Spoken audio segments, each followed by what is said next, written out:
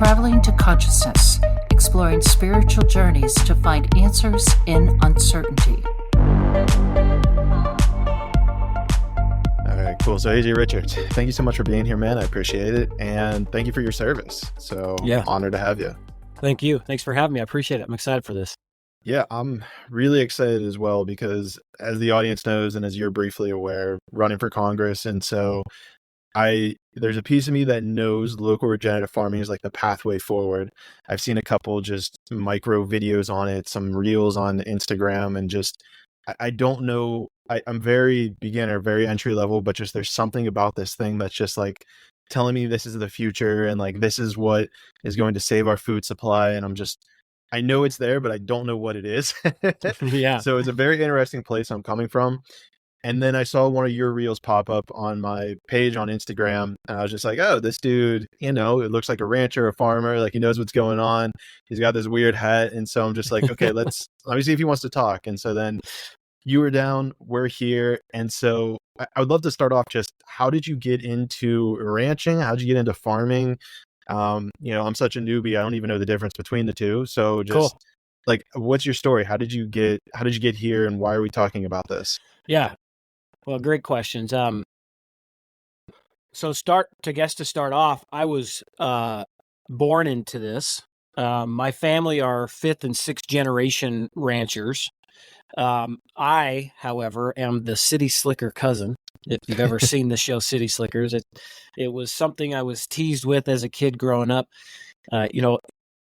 It's cultural, really. Farming and ranching is a cultural thing, and typically in that culture, at least back in the day, whoever the woman marries, that's what the family does, right? Because the dad is the provider. And so my dad was from the city and worked in construction, and my mom came from ranching. If my mom was my dad, I would have been in ranching. I would have not been a city slicker cousin, right? So mom grew up in the ranching family. Dad grew up in the city family. They met and got married, and now mom follows dad because he's the breadwinner. So that's how I'm the city slicker cousin. But the blessing of that was that I grew up doing the cattle drives and the brandings at every opportunity, and loved every second of it, and hated being teased as the city slicker cousin, because that's definitely, shots that my cousins would make at me whenever they wanted to. However, as an adult and in the role that I'm in now, it was a blessing because I don't have blinders on for one way of life or the other. I'm very acutely aware of the ag space and the challenge that are there because of the environment I grew up in, watching and observing. But I also lived in Phoenix, Arizona for 12 years. And so I also understand the urban mindset in some level, right? And what it's like to live in the city. And most importantly, the disconnect in the urban environment from where food comes from. And really how, if you live in a city, you are wholly dependent on so many crucial components working for you to even have food, which means you are in a very vulnerable state. Go ahead. Let's dive that apart. Sure. I'm still fascinated by your background. Maybe more will come up, but what do you mean by that, right? Like I'm very insulated, if you will. I grew up kind of like in the suburbs of a city. So, I'm always going to the grocery store, just coming back, you assume everything's going to be there. So what are some of those intricacies that, let's say, the average suburban city person is reliant upon in order for the food chain to work? If you have not shaken the hand of the person raising your food, there are dozens of people between you and sourcing that you are counting on doing their job or being there just for you to eat, and you have no attachment to that. Like, imagine if you had to go and shake each of those people's hands personally just to do the transaction of putting dinner on the table. And so how many people is that though, right? Because I guess in my mind, right, and again, this is my ignorance showing. That's great. I assume that the farmer just sells it to a company. That company puts it on a truck, and then it ends up at the grocery store. Is it more than that? Oh, it's a lot more than that. So the farmer, I know this is a long podcast, so it's probably good. Go for it, man. Yeah, we got time. So the current industrial food system, let's go with beef. That's what I know the most. And frankly, all other beef is the last frontier. The Western cattlemen, specifically the beef rancher, they are literally the last frontier. Every other food on our plate has been completely taken over by corporate structures. I mean, everything. Lamb, pork, chicken, produce, dairy, they've all been completely absorbed by large corporations. You can find raw milk from your local person that might have 1 or 2 cows. Yes, that's possible. But we have 327 million people to feed. Your local person that's got 2 cows can't pick up the slack if something breaks, right? So let's take beef because it's what I know most. Right now, most operations, they are what's called a cow-calf. So your first person in the chain, and we're just going to talk American process first, and then we'll go international. You have your cow-calf operator. That means a ranching family has mama cows that then have baby cows. And then they carry those baby cows until they hit a certain weight, and they call it like a weaning weight, I guess. It means they no longer need the mom, so they pull them off, and then they move into the next process of the system. That can be what's called a backgrounder or a feedlot. And sometimes there might be a couple of those in between. So my cousin has a calf. They raise them till 400 to 450 pounds, and then they sell them at an auction at 450 pounds at about, let's say 6 months old, okay? That goes to auction. Somebody at the auction, I don't know why these automations happen. That goes to the auction. And then at the auction, somebody buys them that has a feedlot. Oh, they might have open range that they're going to carry them on further. And it might be somebody like, maybe I go buy a ranch and I'm not going to run mama cows, but I'll go buy calves and finish them on my operation and go direct to consumer. That's very rare. What actually happens is they go to a feeding lot and they get increased in weight, and they'll finish them until 800 pounds, 900 pounds, maybe. In some cases, that's the end of the line, and they'll fatten until they're, 12, 1400 pounds, whatever that particular goal is. And then they'll sell them to, at wholesale. And then at wholesale, somebody's going to buy them, finish them out for a minute, and then slaughter them. And then they're going to wholesale that to a wholesale buyer, like a grocery store. And then that grocery store is then going to bring it into their store for you to buy. And we might see that add 2 or 3 more steps in between, just depending on the chain. So that's why it isn't just the rancher who had them originally finishing them out and selling them to your grocery store.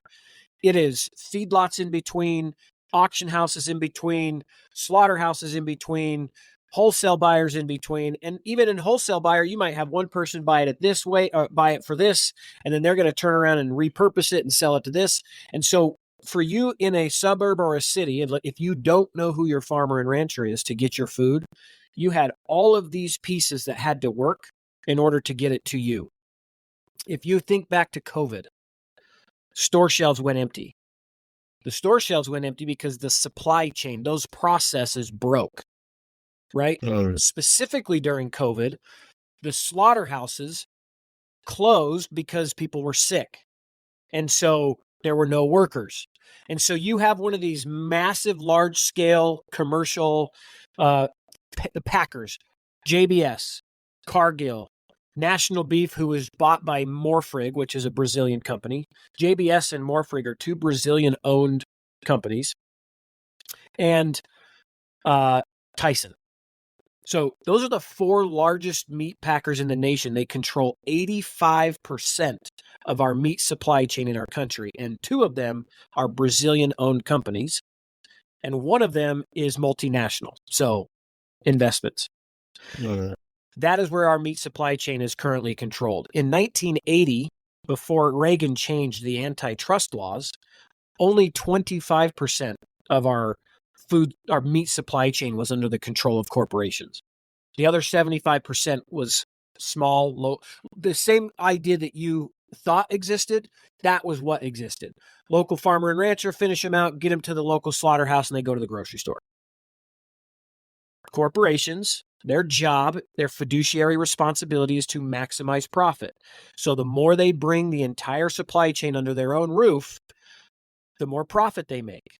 And by law, they're required to do so. But the consequence for us as the everyday consumer is the fragility of our supply chain. Because now we depend on way too many things working, and somehow we expect them to work in our favor and not the profit center's favor. That's not how business works most of the time. So that's the system as we know it. So the slaughterhouse is closed.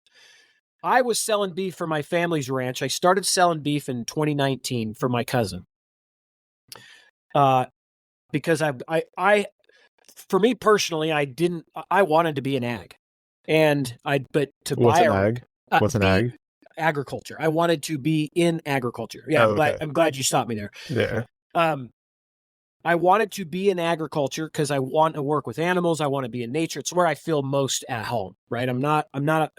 12 years in Phoenix was really challenging for me emotionally and mentally because I hate the city. Like, if you love the city, awesome. I have no problem with it. I don't have a problem with you. I don't like the city. I like being in the country, So I was trying to find all these ways to be in agriculture, and I thought I had to go make a bunch of money because one day my uncle told me a long time ago, if you want to be a millionaire rancher, start with 10 million. You'll lose it all and have $1 million. And so, okay, fine, it's not profitable, but I'm still going to find a way to get there. Went through a bankruptcy from my business in Phoenix and ended up back in Utah. And I'm like, you know what? I'm trying to do all of these other things to get into agriculture. Why don't I just go get into agriculture? So that's where I called my cousin. I'm like, hey, can I sell beef for your ranch? And he's like, yeah. I'm too busy to do all of that extra stuff. Let's do it. And so we were selling towards the end of 2019. And then when COVID hit, business started taking off because people were like, crap, I need to make sure I know where my food's coming from. Well, I called my slaughterhouse to schedule my next round of processing, the small local slaughterhouse, and they said, we can get you in 12 to 18 months. Prior to that, it was like, real quick, when you say get you in, do you mean get in your cattle into their facility? Okay. Yeah, that's what I mean. Yep. So I have cows that I need slaughtered so that I can get them to my customers. And so the local slaughterhouse can get me in on their schedule so they can be processed. Previous to COVID, it was like a phone call and I've got openings next week. After COVID, it was 12 to 18 months. Like by April, May of 2020, it went that fast. Wow. Now what's happening is all of those efficiencies that the big companies put together have a downstream effect, right? So the slaughterhouse is one of those. But if you saw a video of millions of gallons of milk being dumped, or in some cases, they were digging giant mass graves and slaughtering thousands and thousands of pigs because they couldn't get them into a slaughterhouse. So they just killed them and buried them. They couldn't get them into a slaughterhouse. These things are going nuts, man. Anyway, if you're just listening, I can be okay with it if you're okay with it. If you're just listening, there's like this AI and there's thumbs and fireworks and all kinds of stuff. So I don't know who agreed to that thing, but here we are. Yeah. So they're burying these things because they can't afford to just feed them and hang out until they get slaughtered. And they've also got a bunch of babies waiting to come in. Like everything is just in time delivery, essentially. And when one part of that ends, whatever's behind that has to bear the consequence. And so the way that the local slaughterhouse is filled up is all of these guys who are backgrounding small family-owned feedlots. Or the people that sometimes, like if I own a feedlot and you have cows, you might contract with me to finish out your cows for you on my feedlot, right? Well, now everybody's like, crap, I can't afford to just feed these suckers. And so they went to the local slaughterhouses that they would have otherwise never gone to because it's cheaper to store frozen meat than a cow standing on its feet. And so they just filled up the slaughterhouses. And so now I couldn't get in. So now I have a business selling meat direct. People are expecting a monthly delivery and I can't get you your beef because I can't get it in for 12 months. So for a little while, I drove all over the state of Utah. My cousin would deliver the live animals and I would show up to pick up the frozen meat. And we were going to every slaughterhouse we could squeeze into just to keep it going. Yeah, real quick, sorry to interrupt, because you just tilt your hat up just like an inch. Oh, yeah. Yeah, sorry. Your eyes keep like going in and out, and I'm just like, if we clip this later, it's not going to be that great. Gotcha. Yeah, perfect. Yeah, okay, good. And so, we went to every slaughterhouse that we could possibly schedule just to keep our customers happy.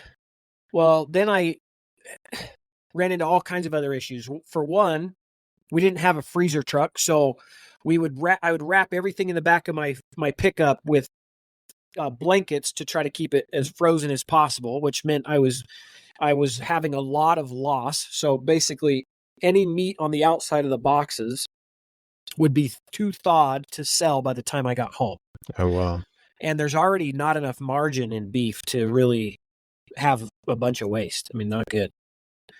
So that was a challenge. And then every slaughterhouse would cut the beef slightly different, label it slightly different, and package it differently. And so my customers like, what is going on? Like, I mean, one week you'd get beef wrapped in paper and the next week it would be vacuum packed. And then another week it would just be, something totally different. And so it just proved to be not viable for myself or my cousin to keep going at it. So that's how the supply chain is currently affected. And yeah. So what do you think would be an optimal? So let me kind of like just repeat back to you what I understood there, right? Is you as a rancher, you grow the cattle, you have a mom calf situation. So once the calf is, I think you said about 6 to 12 months old, or like there's probably a certain weight, you sell it off. Yep. That goes to a feedlot. The feedlot then sells it to a slaughterhouse. The slaughterhouse then packages it, ships it off to a grocery store, gets to us. We on the same page here? Yep. Okay, Great cool. job. Yep. Mm-hmm. So where I'm coming in from this, right, is trying to find the balance, because I feel like in this conversation, there's a whole bunch of different elements going on, right? We have, number one, getting so many people involved in a simple process of getting me a beef, let's say. Mm-hmm. The other problem we have is capitalism, right? And I'm a huge capitalist, but I have a feeling whenever it comes to certain things like politics or our food or certain elements, we probably shouldn't let that get monetized completely and just have profit as the top priority. And I think politics and food are probably two of the best examples, medication as well. Like, we should have health as the top priority. We should have the public interest as the top priority. Not to make this a political part, but where I'm getting to here is whenever it comes to, let's say, the feedlots or the slaughterhouse, right? Because I think this is then where it gets into, let's say, like the humanity aspect of it, or the caring for animals, right? Whenever it comes to feedlots, are these essentially what I think I've seen videos of these where it's like just giant kind of mud pens where they'll just pack as many cattle into one area and then just feed them grain? Is that what I'm seeing there? Yeah, that is. It's called a CAFO, concentrated animal feeding operation. A CAFO. Yep, CAFO is the term. And so basically anywhere that a large number of animals, and by large, I mean, it could be 100. It could probably even be 75 if the pen was tiny. I mean, I wouldn't call that a CAFO personally, but anywhere there's a large congregation of animals that can't move anywhere and they're standing in their feces all day and then just going and moving very minimally because they got to keep the weight on. They're there to add weight, right? It's a process of efficiency. What these listen, I used to be a complete evangelist for regenerative agriculture, and I am, but I did it in a way that was also making our current system very wrong. And it is, but we need it. We cannot change what exists overnight because we have too many people to feed. But I used to be like, get rid of them. They're done. Like, move on. It's going to take a long time to change this. if we engage in soil health principles at every level of our foods, of our beef supply chain up to CAFOs, I think we'll be okay. We would be okay. Like if everything leading up to the CAFO was working to maximize the environment in terms of how nature works, like manure feeds the soil feeds the microbes feed good forage that then contributes to the animal, that makes them healthy, that creates local water cycles, like all of that. If we focused on that, and in order to feed 327 million people in America, they then went to a concentrated animal feeding lot in a certain area, we offset all of the damage in one area with all that good happening in another area. Now, just strictly environmentally. But the other problem is antibiotics, vaccines, and all the other things necessary to keep an animal alive when it's standing on a mountain of feces. So you have both of these, right? Yeah. Food is cheaper when you can produce it cheaper. Well, when you can produce thousands of head of cattle fattening very quickly, because the guys that do this are very scientific. They know the exact amount of weight an animal will gain every single day and the precise proportions necessary to put that gain on so that they can feed us. If you go to a steakhouse, you are eating CAFO beef. And the only reason that steakhouse exists is because CAFO beef exists. That's just the reality. Because one steakhouse, even in the small town in Cody where I live, one steakhouse will sell through more steak than most individual ranches can provide. Because there's only 12 ribeyes and 12 New Yorks on a cow. I'm sorry, 24, 12 on each side. That's it. And you go to a steakhouse in the city that sells through, hundreds. Geez, you just wiped out a whole herd in beef, in steaks. So CAFOs are necessary to enjoy the things that we can enjoy as Americans. But we should maximize those other areas. Now, you might listen to this and think I'm pro-CAFO. I'm not. I'm actually pro-regenerative agriculture. The reason for that is that the system that we've created has created dependency versus independence. So when we talk about food sovereignty,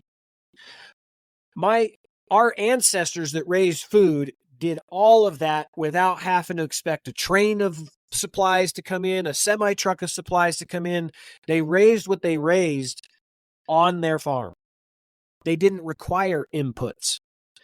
As soon as we started requiring inputs, we lost our independence. What do you mean requiring inputs? As in money? Could be money, but more fertilizers, herbicides, pesticides, fungicides, insecticide. As in requiring that those things need to get placed on the land. Yeah, in order to grow your food.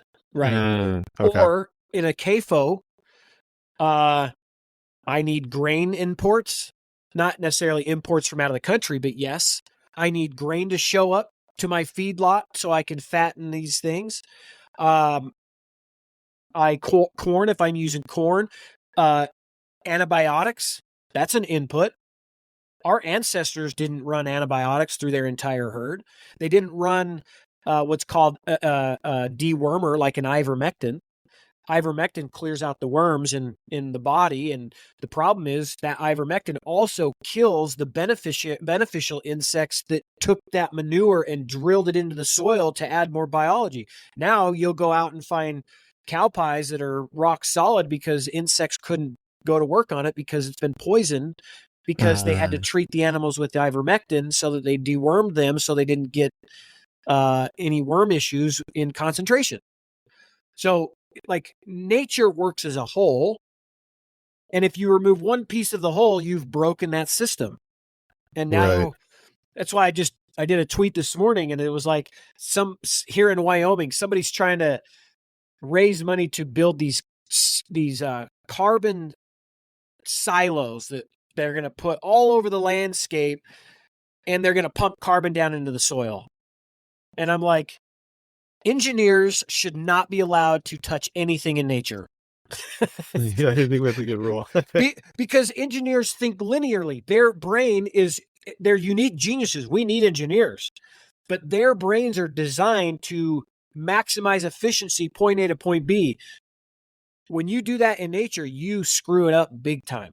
And so here they're talking about these silos. Well, Wyoming used to have 60 million bison roaming through the countryside, regenerating the soil as they moved. We should put bison back on the landscape, not stupid carbon silos, because we need food. Like, we are at the lowest number of cattle in our country since 1950 with 2024 population. That means we are wholly dependent on foreign imports to feed our nation. It's not if, we are there. If boats and trains stop bringing food to our country, millions of people will starve to death. We don't have the food anymore. That's so wild. Yeah. What? I got a lot of visuals when you were kind of talking there, because my mind's thinking there's a lot to unpack, which I love. It seems to me that there's a combination here of all of the, let's say, man-made chemicals / vaccines / treatments that we're putting into these cattle to keep them alive. There's a part of me that feels like, obviously, that has to get into the meat that we're eating, which then, deteriorates our bodies as well. If right now we need, let's say, X number of cattle or beef in order to feed people, if we were to go back, let's say, to move away from CAFOs, right? Because this is what we're talking about specifically. It would make the beef more nutrient dense, thus requiring people to eat less. Is that, again, of course, I'm sure this goes against the capitalist ideology, but let's kind of put that to the side for a moment. How viable is that of us, moving back to, let's say, regenerative practices, which, again, another part of this that we should talk about. But if we moved back to regenerative practices, how responsible or how plausible is it that we could completely move away from CAFOs if our beef wasn't being pumped with chemicals that were man-made? Very. It's like I said, it would take a lot of time, and there would have to be some major policy changes at the federal level and state level in order to do this. What policies would that require? Abolish the Bureau of Land Management. Completely abolish. Get rid of them. What do they do? Why should we abolish them? So the Bureau of Land Management, and I probably can't go into all the details of the whole organization, but this is my experience of the Bureau of Land Management. If you look at a map of the United States and you look of east of the Mississippi versus west of the Mississippi in terms of vegetation, the west is desertifying or is a desert.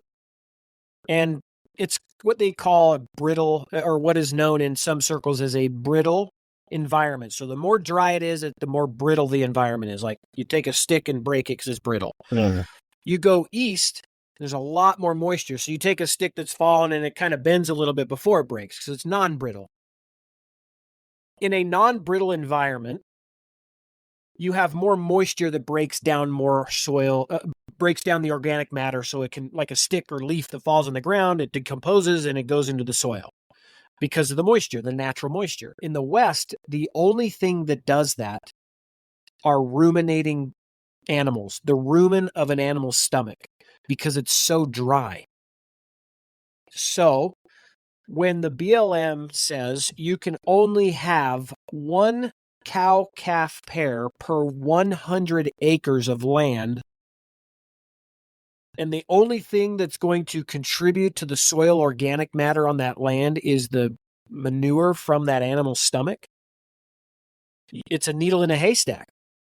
There's not enough biology being returned to the soil to create that cycle. The desertification that we are dealing with is a management issue, a policy issue. It's not an environmental issue.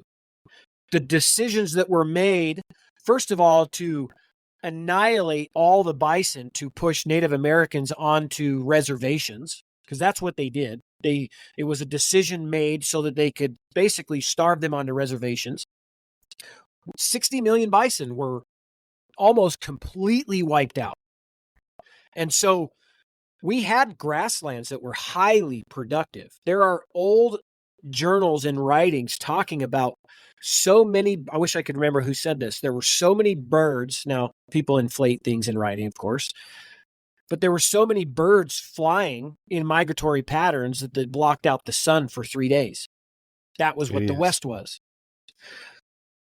If you were trailing behind a bison herd on your horse would starve to death because the vegetation was gone, because there were so many of them. But what happened is the bison didn't come back for another year because they were on a normal cycle.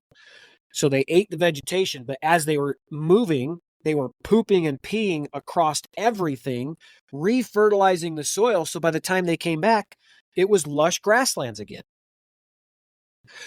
The restrictions that are being placed on the management are preventing enough livestock from being there to restore these lands. I have friends that do this. I have personal friends that I've talked to that do this. There's a gentleman named Alejandro Carrillo. He is out of Chihuahua, Mexico, the Chihuahua Desert in Mexico. We call him the rainmaker of the desert, because he is now moving his animals in confinement, concentration, but they're on a moving cycle. So you have a concentrated animal feeding operation, but now you have a... Real quick, let me break down that concentrated movement animal feeding operation. Does that mean like keeping them in one area and controlling their movement patterns? Yeah, so I'm kind of describing a CAFO with integrity. Okay. So you have a CAFO where they never move because it's infrastructure that had to be built, right? There's like steel beams that are keeping them. Yeah, steel fencing. And they've got to drive feed trucks up and down and do it that way. But in holistic land management or regenerative agriculture, you put them out on pasture, put an electric fence in a small area so they can not move until you move them. Well, depending on your forage levels and all these different, the different contexts of where you're at, factors, you'll move them faster or slower, but usually within a day, they're off one section and you just move them to the next. What that's doing is it's mimicking what nature used to do before we intervened. And what that was is you had tons of predators, wolves and bears, coyotes, that kept the herd bunched together and always on the move. They never hung out because they couldn't. Otherwise, they would get got. And so they stayed together, always moved, because animals are like people. If it's Brussels sprouts or ice cream, I'm going to eat ice cream if I'm a kid. Right? Yeah. Animals are going to do the same thing. I like this better than that. Doesn't mean I don't benefit from that. So in confinement, or in confinement's a bad word to describe regenerative, but in this system, now you and I are standing shoulder to shoulder, and this is all we have to eat. I'm eating everything in front of me because it's competition as well. So I'm going to eat what's in front of me, whether it's Brussels sprouts or ice cream, so I can fill my belly because you're next to me doing the same thing. And then we defecate over everything, and then we move to the next one, and then the insects come in and they drive all that manure into the ground, and the birds come and peck out the worms and does what it needs to do, and then the birds drop seeds where they came to feed, and that creates more native grasses right where I was at previously, and then I'm not coming back until the next season when the grass is up again. Yeah, so, I think I saw you posted a video, or you recommended this. There was a documentary called Kiss the Ground. And so I think they did something like this, and this is the visual I'm getting to help people get a picture, right? Yes. It's almost like there was like a grassland, and they had it like, there was different quadrants. So it would be like if Pennsylvania's quadrant A and Ohio's quadrant B, they were much smaller than this, but you basically keep the cattle in quadrant A, and then once all the grass is gone, you move them to quadrant B. So this way their manure, you're talking about, this ties in how you were saying about the wetness. I forget the words you were using, but making a dry climate more wet with, their stomachs, moving it around. So that way it actually creates a landscape. It creates nature's best way for it to produce what it's doing. Yep. And this is what you're saying, is that mimics kind of the natural pattern of things, of how predators would naturally move these herds because of their patterns. Yeah, correct. And when you go through like So to your original question, like, can we raise food without CAFOs? Like, and is that possible? And the answer is yes. Like when I'm from St. George, Utah. And when I drive from St. George to Salt Lake, it's a 4-hour drive. And I can make the same argument for driving through Wyoming. As I'm driving through these states that have vast open lands, we should see livestock everywhere. And we don't. You can drive for an entire hour and see these wide open vistas of these Western lands and not see a single ruminating animal. That's unutilized land and lost opportunity for us as Americans to secure a food supply chain that makes a difference. Now, here's the thing, though.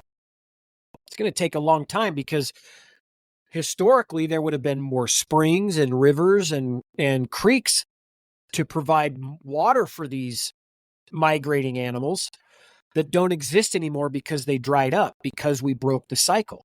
So the argument people have, like ranchers, when I talk to them, and it's not an argument for an argument's sake, just the question is, yeah, but how do I water my animals? That's the pushback. Like, I've got to have water out there, and they do. And drilling a well is very expensive. It's not feasible because we broke things. We used to not need them. So you see these wide open lands, you're like, yeah, there should be ruminating animals on there. But also, where are they going to get water now?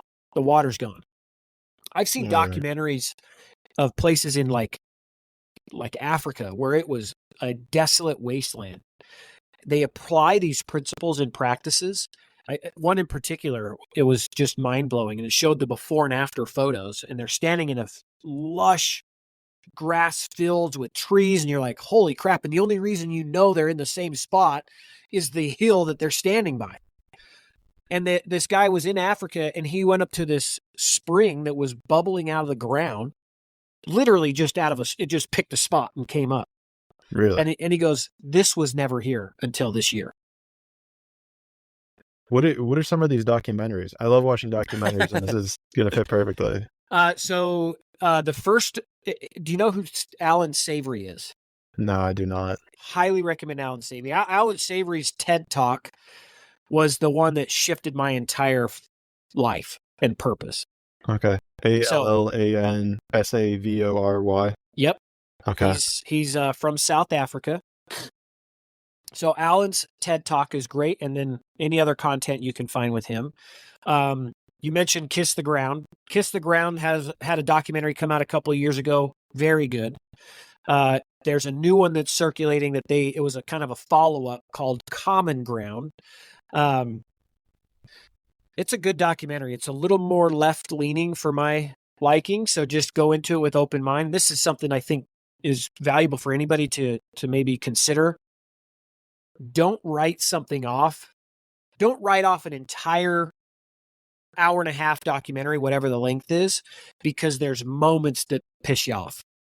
Like, there's going to be gold in there that you can benefit from, even if the gold is learning how to be less like what's bothering you. You know what I mean? Like, but Common Ground is phenomenal. And really, Common Ground for me was, if I watch it from my crunchy conservative, that's what I call myself, a crunchy conservative. If I watch it from my crunchy conservative perspective, I'm annoyed.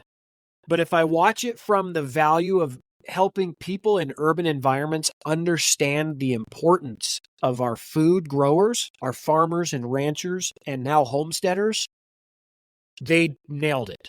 They did such a great job. If every documentary was made to speak to the ranchers, well, we already know there's a problem. We need the people in the cities to hear about it. This book right here is one of the most important books for anybody to read. It's called Red Famine. Red Famine by Annie Applebaum. Anne Applebaum. It's pretty thick. Yep, it's a pretty thick book, but it's about the Soviet Holodomor during Stalin's reign. And what Stalin pushed for, what was called the collectivization of farms, and in which led to the death of an estimated 7 million people, most of them being producers. because they wouldn't join the collectivization. The policies being made in our government is collectivization. This is exactly what's happening. When you read this book, like I'm reading this book, I'm almost done with it. I'm like, shit. Like, if there was ever a hill to die on, because the old adage is true, and it came from this. If you control the food, you control the people. It's from examples of this. And we are right at the precipice of having no more say as a society in where our food comes from. I mean, we are right at that door.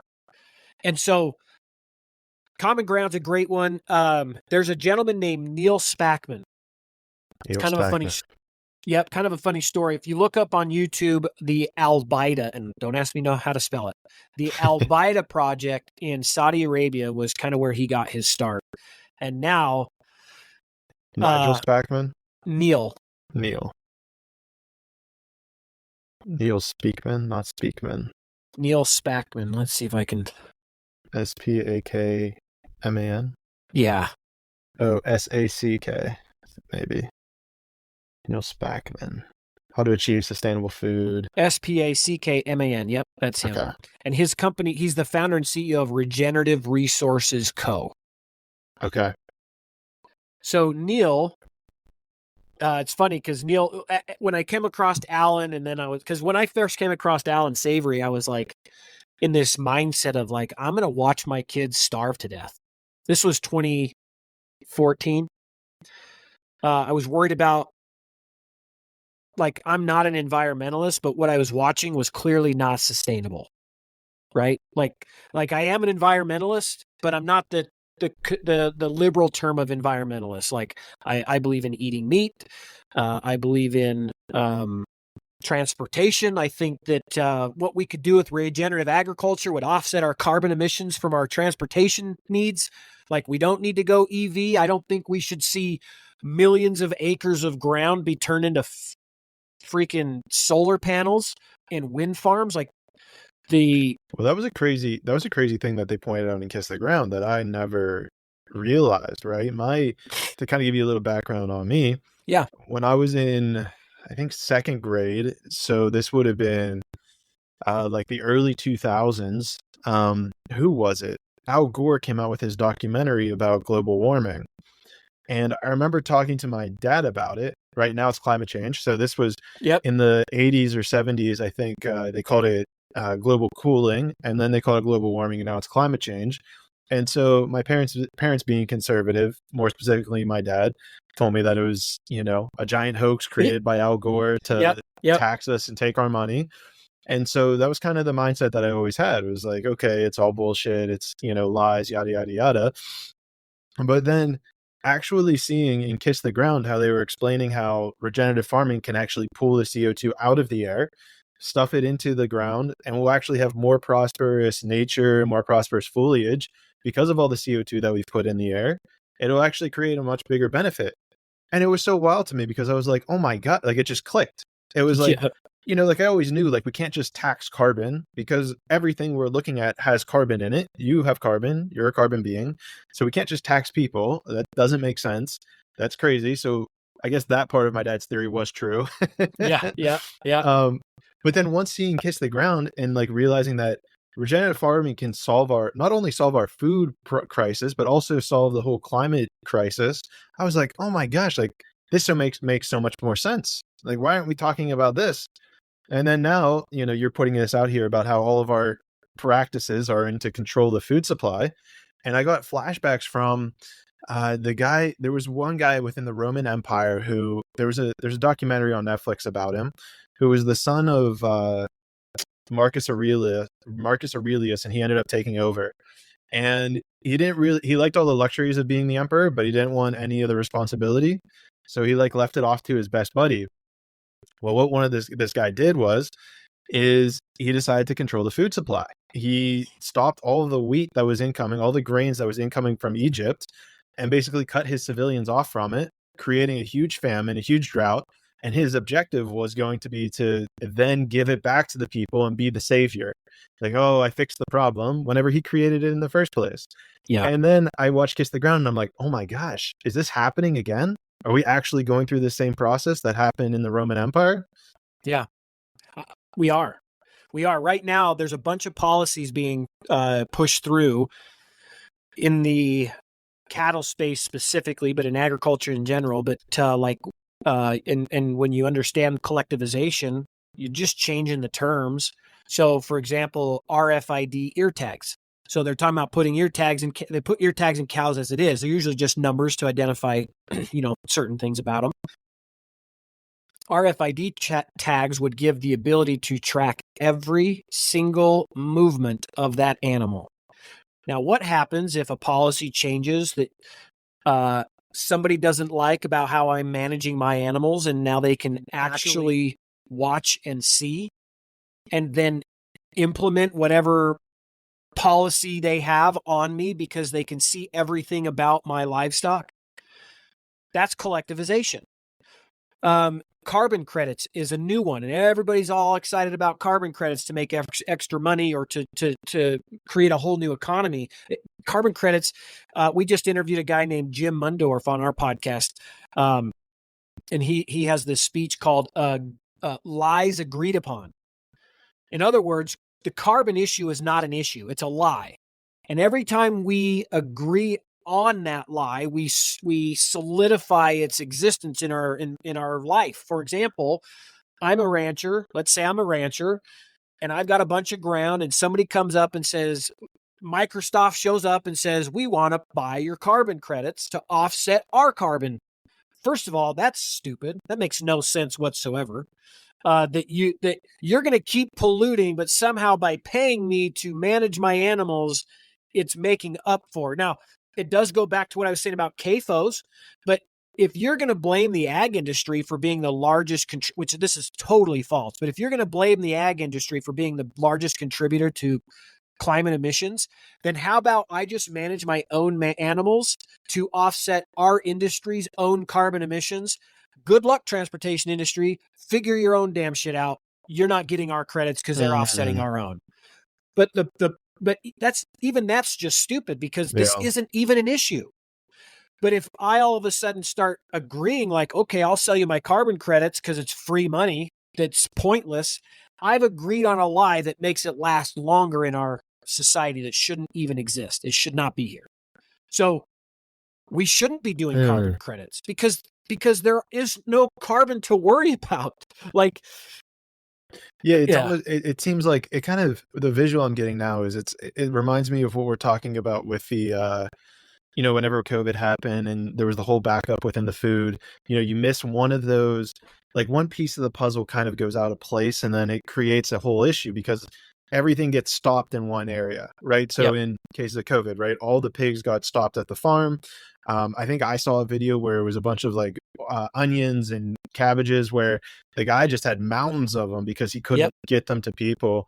And so it seems like something similar like that is what's happening with our CO2 in nature, where it's just getting stuck in the atmosphere and we don't actually have the ground to kind of pull it back down to keep the cycle going, right? Like, okay, it gets released into the air, it gets pulled back down into the ground, released in the air. We don't have that cycle. And it sounds like that's related to this desertification, the lack of grass that's happening. So, I guess, can you expand a little bit more on that? Because I know, maybe let's talk a little bit about the solution then, because I think I saw you posted something, or you talked about desertification and how you can turn deserts into like grasslands. That sounds impossible to me. Like, how do you actually do that? Yeah.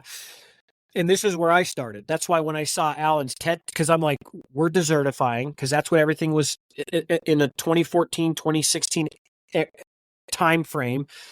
All the environmental stuff I was seeing, they weren't even talking about carbon and carbon credits then. It was just desertification. And I'm like, crap, this is a problem. Because I was the same way. I'm like, you can't fix that. And then I saw Alan's TED Talk and I was like, holy shit, you can fix that. We're totally wrong. It goes to, I'm glad we have time because this is this is so in depth. Take a deep breath. Yeah. Yeah. No, I'm good. I'm just like, where do I organize my thoughts to go first? So let's start here. Healthy soil is the root of all living things and life on the planet. It's Pun intended. Yep, exactly. It's the root. It is the beginning. If we focus on the health of the soil, everything else exists from there. It doesn't matter if you're Elon Musk going to Mars. If Elon Musk doesn't have food to eat and an environment that's sustainable for him to live in to accomplish what he's trying to do, it doesn't matter. And the food he eats is coming from the soil, unless these big fake meat corporations have a say about it. But I guarantee whatever inputs they're using still require soil at some level, right? Yeah. So it starts with the soil. And we know so little about, we have explored everything in our universe as much as we possibly can, except for the ground we're standing on. There are more organisms in I think it's like a teaspoon or a tablespoon of soil than all of the stars that you can see if you look up into the sky. Okay. That's a lot. And we know nothing. We have not bothered to understand it. So, with healthy soil brings vegetation. With good vegetation brings what's called evapotranspiration.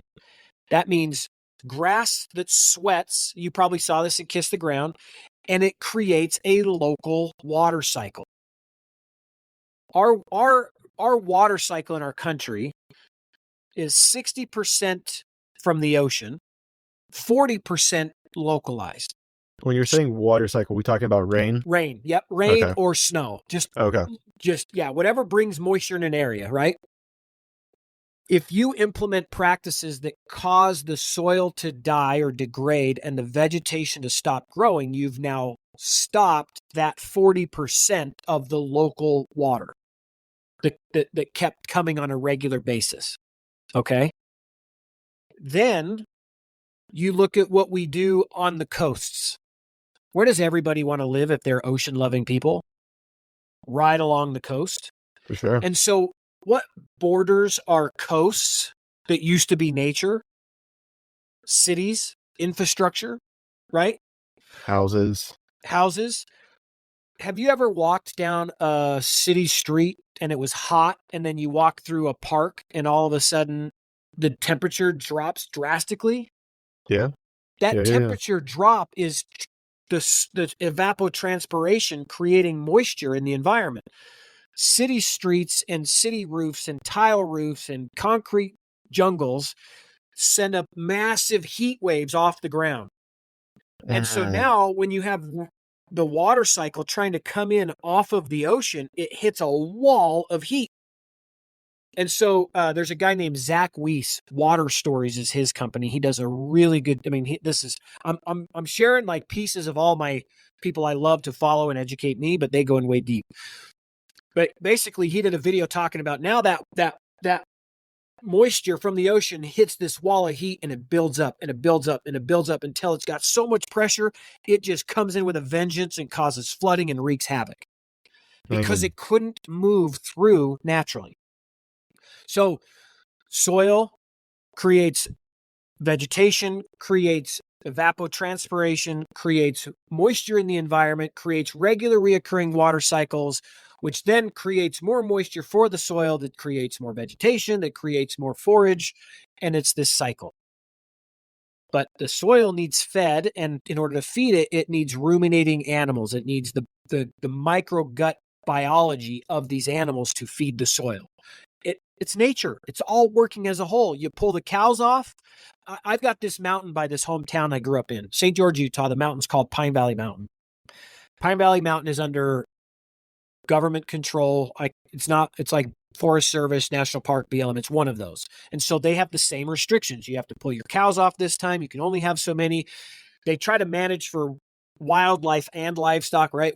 There's X amount of deer up here, so they have to have forage, blah, blah, blah. Well, their numbers are wrong. They're just dead wrong.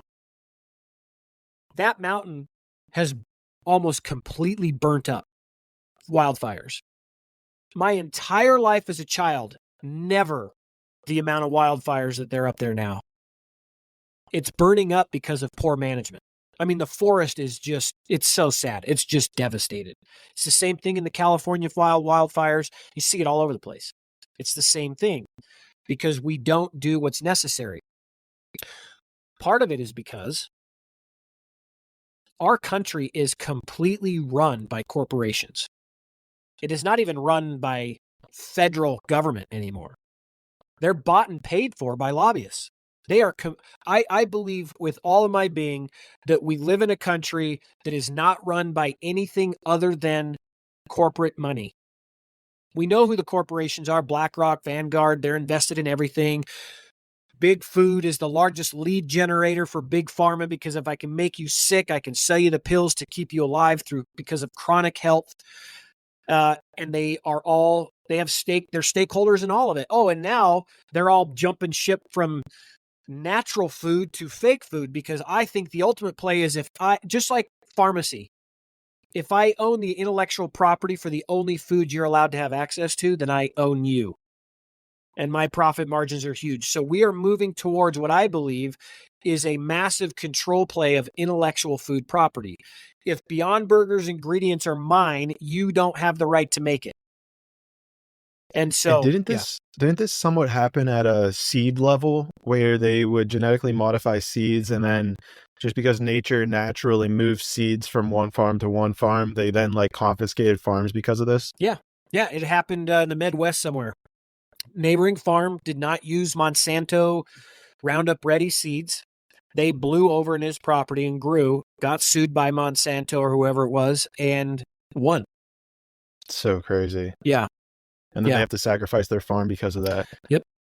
And then this seems like it's also connected to how, like, I guess Bill Gates and China are buying up like all of the farmland in the US. Yeah.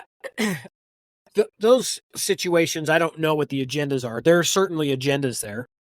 Okay. I do wear a tinfoil hat, but there's areas that I won't go just because I don't know. I wear the tinfoil hat and say what I say because I've done the research. And I'm not saying that I'm never wrong. I'm happy to be wrong because then I just... Well, if you don't know about it, we can stay away from it because I completely respect that. Yeah, I'm just saying that, like, whatever the agenda is, I don't know fully what it is. Would it surprise me if Bill Gates was controlling farmland because he's invested in fake meat and it gives him the ability to control that marketplace more? No, it wouldn't surprise me at all. Or it could just be that it's land is a good investment because it is. You know what I mean? But yeah, it's crazy. And it's speaking of, let's say, quote unquote conspiracies. I know that this was also, and it's reminded me that this, I think, was the video I saw of yours, which was of food or like Texas farms were getting basically lit on fire. And I think this also happened several years ago where a bunch of farms kept getting lit on fire. And there were a lot of conspiracies around whether or not that was government agents, whether it was this, whether it was that. But like you're also saying here with the farm or with the mountain that you grew up near Utah, it could have just been poor management. So like what's your opinion? What have you researched? What have you seen in regards to these fires that are plaguing, it seems like, local farms? Yeah, that's a good question. I think it's far more the result of morons leading policies than it is intentional attacks. I could be wrong, but I think it's far more just idiots in office making decisions that shouldn't be making decisions than it is those kinds of things. Now, do I believe those things are happening? 100%.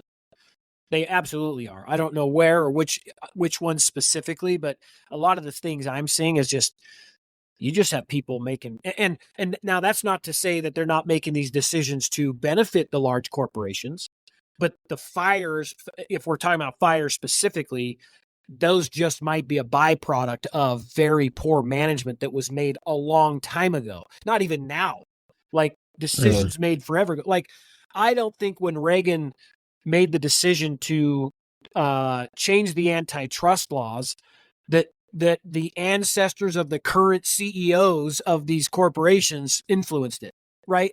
This was in the 80s. Whoever was involved back then, they're dead and gone.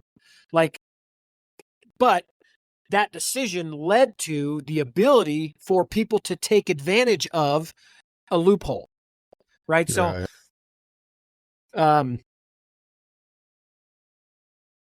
That's what I think. I think there's far less conspiracies in a lot of this. The reason I wear a conspiracy hat, tinfoil hat, is I'm just reappropriating it because it needs to be. Like, I know far more conspiracy theorists who've been dead on about everything that has been coming around than aren't. And so I'm like, yeah, well, you can call me a conspiracy theorist, and Also, I'm going to own it. maybe you can help me out with this, because I'm trying to reappropriate that term as well, right? Because a theory, like if we break this down, right, conspiracy just means people working together to have an outcome. Like right now, you and I are conspiring to make a great podcast. That's right. And then a theory is like a hypothetical. So it's like it's an idea that's not based in reality. So I'm trying to switch this to being conspiracy realist. Exactly. Because there are certainly conspiracies that are occurring that have been proven to be true, and not even just proven to be true, but powerful people have admitted to those things being real. So I think there's definitely a term of conspiracy realist that needs to start getting some more attention. Yeah. So maybe you can help me out with that. Well, that's why the stuff I will speak on, I consider I'm a conspiracy realist, because I have seen the reality. But if we're talking about why China and Bill Gates is buying land because they're trying to control our food, that's where the theory comes in. And until I can prove it otherwise, then it's, but at which point we can't prove it, then it is conspiracy realism. I like it. That's a perfect example, right? Yeah, exactly. The conspiracy realist is China and Bill Gates are buying farmland. Then we can make up conspiracy theories about why they're buying up all the farmland. Exactly. That's exactly right. That's exactly perfect. Right. Yeah. That was a perfect example. Yeah. Yeah, because someone called me a conspiracy theorist the other day, and I'm like, I sat with it. I was like, but there are conspiracies that are occurring that are real. Like, we need to change this language here. Yeah. Yeah. Yeah. And so kind of gets back to your, like the desertification question. Like when you go watch Neil Spackman and what he did in Al Baida, Saudi Arabia, and what he's doing in other areas now with his new company, where they're restoring mangroves along coastal lines that then they're restoring mangroves, but it's not as simple as just, this is kind of what I learned and from him watching, and what I'm attempting to do, and not attempting, but what we are doing with From the Farm in American agriculture.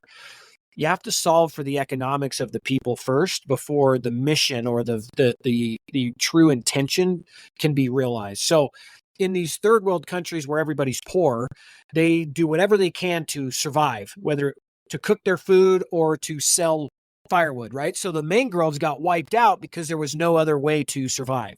Well, you can go in and plant millions of mangroves, but if the people are still poor and there's no economic value or economic development, they're going to just cut them down again. You didn't fix anything. You gave them next year's harvest. So what Neil came to realize was, whatever project that, and I'm putting words in his mouth, but whatever project we do needs to also have an economic impact for the locals, and put the care of this system in their hands, because this is where their money comes from. This is how they feed themselves. And so what he did was, they're building these mangrove farms that then create shrimp. It feeds shrimp. The manure from the shrimp feeds the mangroves, and it's a cyclical system. But they're shrimp farmers, essentially. When are you saying shrimp as in like sea shrimp, or the land shrimp? Sea shrimp. Yep. Manure from. Wait, then maybe I don't know a mangrove. I thought it was a tree. Is mangrove something else? Yeah, mangroves are like they're really thick, like look them up real quick. Yeah, so Florida, for example, like you can't even walk through there or boat through there because they're growing out of the ocean. And they're typically on the coastlines when the mangroves. Is it not a tree, or is it like okay, but it's like a water tree. Yes. Yeah. Oh, okay. And yes. So then, got you now. So then the shrimp in the water will eat. Do they eat the roots, or how does that work? I don't know. That's Too far. That's his. Okay. I know cows, not shrimp, but that whole ecosystem is self-serving, and so then they harvest the shrimp, and that's where the food and the economics comes in. Gotcha. But they're going to protect the mangroves because that's what's feeding the shrimp. Now he's kickstarted an ecosystem that can then expand into other areas like riparian areas, like where the water comes down off of mountain ranges. The Albeida project is the first one that he demonstrated that this is what it works on. So water would rain up in the high mountains and it would flush down and just wash out. Like in Saudi Arabia, just like in lots of the West, we have monsoon season, so we get major dumps of rain at one time and then it's gone. Well, that rain, if it can't be slowed down, if the water doesn't get slowed down, it washes away and then it evaporates and disappears. If you can slow that down and give it time to infiltrate the soil, now you're repercolating the aquifers and adding more water to the soil. And that's something else with organic matter that shouldn't be skipped over. For a 1% increase in soil organic matter, 1%, manure, vegetation that's decomposing, that soil can hold 20,000 gallons of water per acre. So that means during the next rain event, like I bought a piece of property in this place called the Escalante Desert in Utah. And I bought it because I'm going to demonstrate that it doesn't have to be a desert. It could be the Escalante grasslands. But because of poor management, it is a desert. When it rains, 2 years ago, it rained enough that a locomotive was driving down the track that runs through that desert, and the water coming off the mountain knocked the train over. There was that much rain. But yet it's a desert. Well, why is it a desert? That's a lot of water. Yeah. Because it's not infiltrating the soil. And so the next rain event, if we increase 1% of organic matter, we will hold every drop of rain that comes down and it won't wash away or evaporate, which means now we're starting to create the environment for native grasses that are waiting for the right environment to come back. They have found seed banks that are 1,000 years old. Grass the seed is just sitting there hanging out until the right environment to express itself and come back exists. And you're saying just like in these sand deserts, there's seeds laying underneath them everywhere. Yeah, waiting for the right condition. What's the name of this? Look up. Which one? I guess the place that you purchased. It's called the Escalante Desert. Look up Burrell, Utah. BYR. BYREL. EL. Burrell Desert. You can just look up Burrell, Utah, and you'll find it. Or Burrell, Utah. Okay. Yep. So then, so the seeds are there. Yep. The water's coming down. What is it that you're gonna do that makes grass grow? Like, is that the intention to make grass grow? Like, what's the process look like? Cows. Cows. Get ruminating animals on there. We're gonna test a system that actually Alan Savory's brother Roger Savory talks about, and it's called biocarpeting.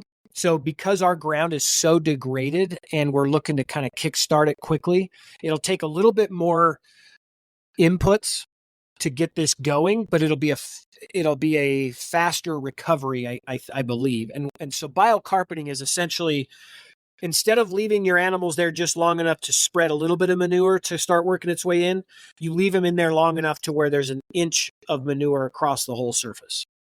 So it's a carpet. And then you move them. That way you've now covered. So like I've got 40 acres, right? And let's say I turn all those into 1 acre paddocks, smaller. Out of 40 acres, I make 1 acre out of them. I put a ton of animals in them. The inputs that I have to bring in is I have to roll out hay because there's no hay for that many animals, especially that many days. And I have to haul water.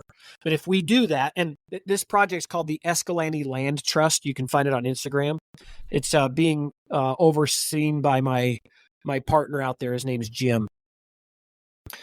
And so they biocarpet, they put the manure out, and then we move them, and then we let the land rest for a year and let that organic matter work its way into the soil. And we believe that, because we've seen it done before, that in a year you come back and there will be grass where there wasn't any. I hope you guys are taking before and after pictures of this. Oh, yeah, for sure. He's doing some great drone footage and things out there. That's awesome. Yeah. Yeah. Escalante Land Trust, ESCALANTE_land_trust. Yeah, man. It looks just like a desert, man. There's not much here. And so basically what you're saying is you're going to do that cross-sectioning, right, where you can block off an acre or something and then move the cattle, move the animals throughout it. And in order to get them, because this is what I was thinking of, right? If there's nothing there, they're not going to go to the bathroom. They're not going to do what they got to do. So you got to lay out hay for them to consume. So they're going to eat the hay. They just digest it, and then it goes all over the ground. And then you move on to the next part. Is that as simple as it is? Is it really that simple? Yeah. I mean, there's a lot of labor to it, right? You got to Well, yeah, I mean, but yeah, but that's I'm not it. trying to like denounce it, but I just mean like in theory, like that's how simple it is. Yep. That's it. Have water there. Put your animals on there. Let them poop and pee all over everything. Oh, and the saliva too. They found that when a cow reaches its tongue out, because what they'll do is they'll wrap their tongue around the grass and basically pull. The saliva from the animal communicates with the mycelium network and also the plant life, and it also creates like nature. It's crazy. Really? We have no clue. And also, when animals walk around, there's this, if you have a really healthy ecosystem, there's a palpation that's happening with the weight of the animal that's kind of like a pump that's also sending nutrients out through the mycelium. I mean, dude, we are so stupid as people because we tried to brain whiz and engineer our way around nature versus understanding nature. I was listening to this rancher. His name's John Griggs. I don't know if he still is, but he was the head of the Nevada Cattlemen's Association. And he did it was rare, but he did some work with a conservationist. Like usually ranchers and conservationists are like this. And when we actually put our differences aside and communicate, we find out we both want the same thing. We differ in how we think we got to get there, and that's the issue. Mm. But we both want a healthy, vibrant environment and ecosystem. That's what everybody wants, right? Anyway, so they basically decided to come to the table and like, I'm going to do my thing, you guide me, but we won't make decisions without each other, and let's see what we can do. And it was this riparian, it was like a river, like a dried up river in Nevada, riparian area. And long story short, they did the process and it completely regenerated this whole area, and the river became a year-round running river again. It wasn't. It stopped. Wow. And it became a running river again. But beaver showed up. Whoa. Out of nowhere. And somebody at the end of the court, because John was during the conversation, this was a question at the end during Q&A, but during the conversation, kind of he didn't skip over. He's like, beaver showed up, and I called her and I'm like, the beaver are here. I need to trap them. And she goes, no, don't do that. and he goes, if you would have asked me why, I couldn't tell you. This is just how I was taught. And like so why he would trap them, you're saying? Yeah, Okay. like why they shouldn't be there. And so he left them. That's so funny. And Wait, so, it's doing what we want. Stop it. Yeah. And so he left them. And I mean, a ton of credit to him to kind of, one of the biggest challenges in agriculture is we have we're taught and raised to have such a tremendous amount of respect for our elders, especially our parents, that to then question them is a sin. And so one of the phrases in traditional agriculture, the historical producers, is this is how it's always been done, or this is how we've always done it. That phrase drives me crazy. Right. Which is why first generation farmers and ranchers, people, they're like, somehow they got connected to this lifestyle and they wanted to get into it and they're doing it, even if they've never had any connection. Some of them have, like, I'm a city slicker cousin. I have a homestead, but if I started branching, I would consider myself probably first generation because I didn't grow up doing it, right?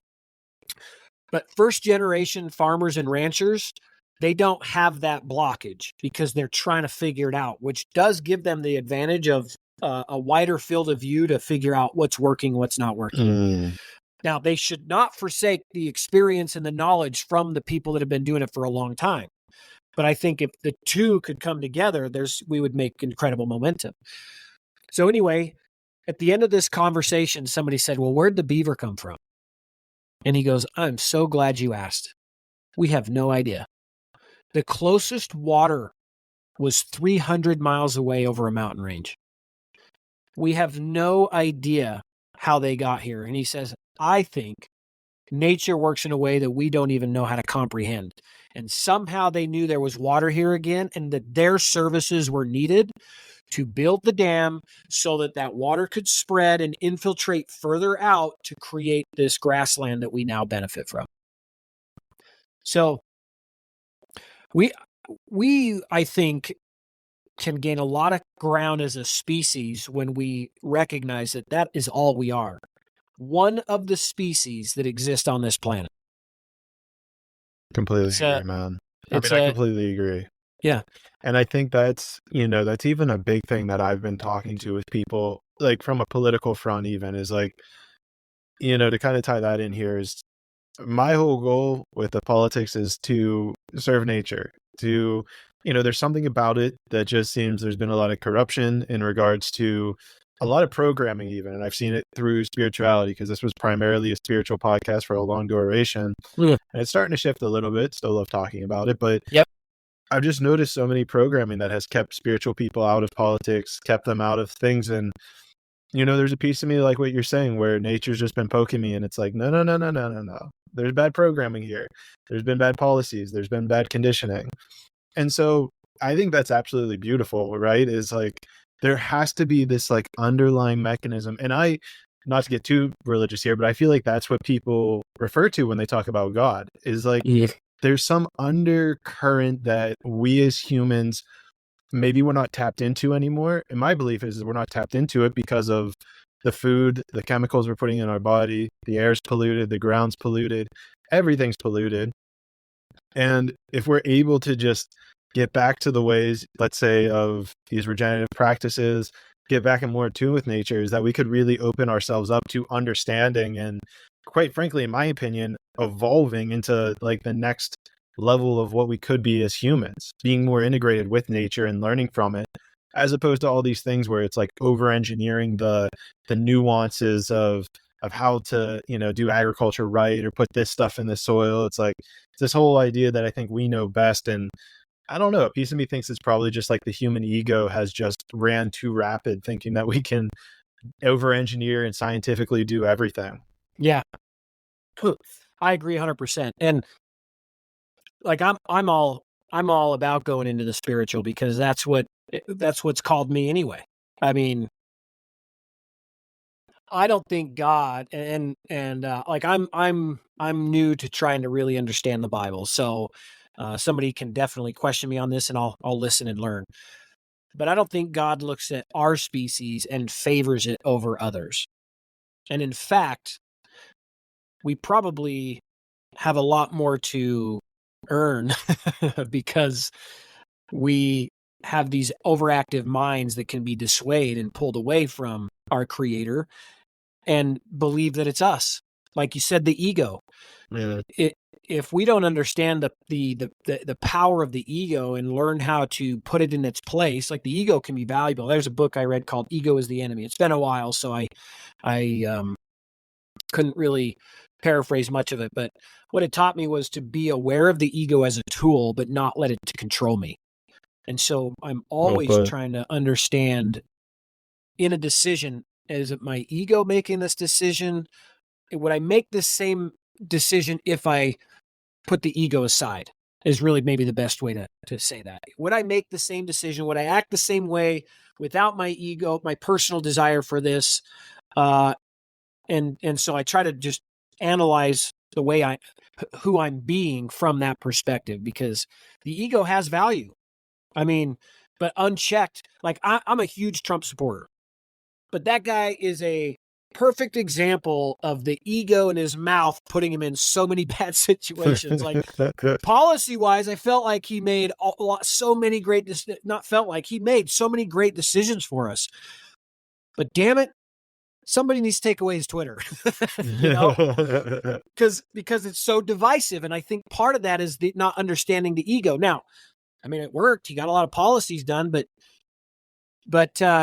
if you could bring more people to the table from both sides based off of how you chose your words, we would cover a lot. We would get a lot more done. Completely agree, man. I completely agree on all of that. And I think something you said valuable there is the idea of realizing that the ego is a tool. Because if we go back to spiritual things, I see that as being another bad programming, is where spiritual, on average, not all of them, tend to think, oh, I don't have ego anymore. I got rid of my ego. And I'm kind of sitting here like, it's not exactly something you can get rid of. It's not. Yeah. And that's probably your ego talking if you Yeah. think you got rid of it. Exactly. It's being very clever to make you think it's Yeah. gone. Oh, that's funny. Yeah, totally.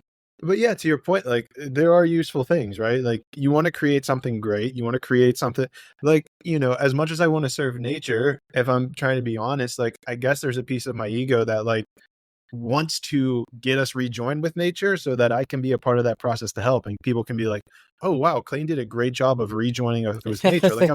I'm sure at some level my ego is playing a role there, but it comes back to like what you're saying with intention. Like I've lived enough life. I've had enough of the commodities, right? From money to women to realize like these physical pleasures, they're all going to go away at some point. This isn't the big thing, right? And it seems to me that when your ego's aligned in that route, it can sway you from making decisions that are going to last a generation or many generations, right? And I see that a lot, I think, with the policies, right? Of people, they just get the money. Oh, a corporation wants me to make this policy. Okay, I'll make this policy because now I get $100 million and I can get a beach house and everything's good. And it's like, but how happy are you going to be about that? Like, think that through. Like, you're just going to be that happy until they give you another $100 million. And then it's like, great, you're making the world a worse place. Like, you come back to ego. It's like your ego is pretty short-sighted, if you ask me. Like, you should have a bigger time horizon here if you really want to juice up that ego long term. Man, and social media and media in general has done a phenomenal job to bolster the desire of people to build their ego. And and in some cases not even know. I mean, the company that I had in Phoenix that went bankrupt, I look back and it was all ego. Now, I did not see that. It's kind of eye-opening to look back and be like, no, I was sure that it wasn't about me. And I look back and I was like, oh man, there was a lot of stuff that was about me, and I think that I am grateful that the bankruptcy happened because the path I was on, I wouldn't be with my family.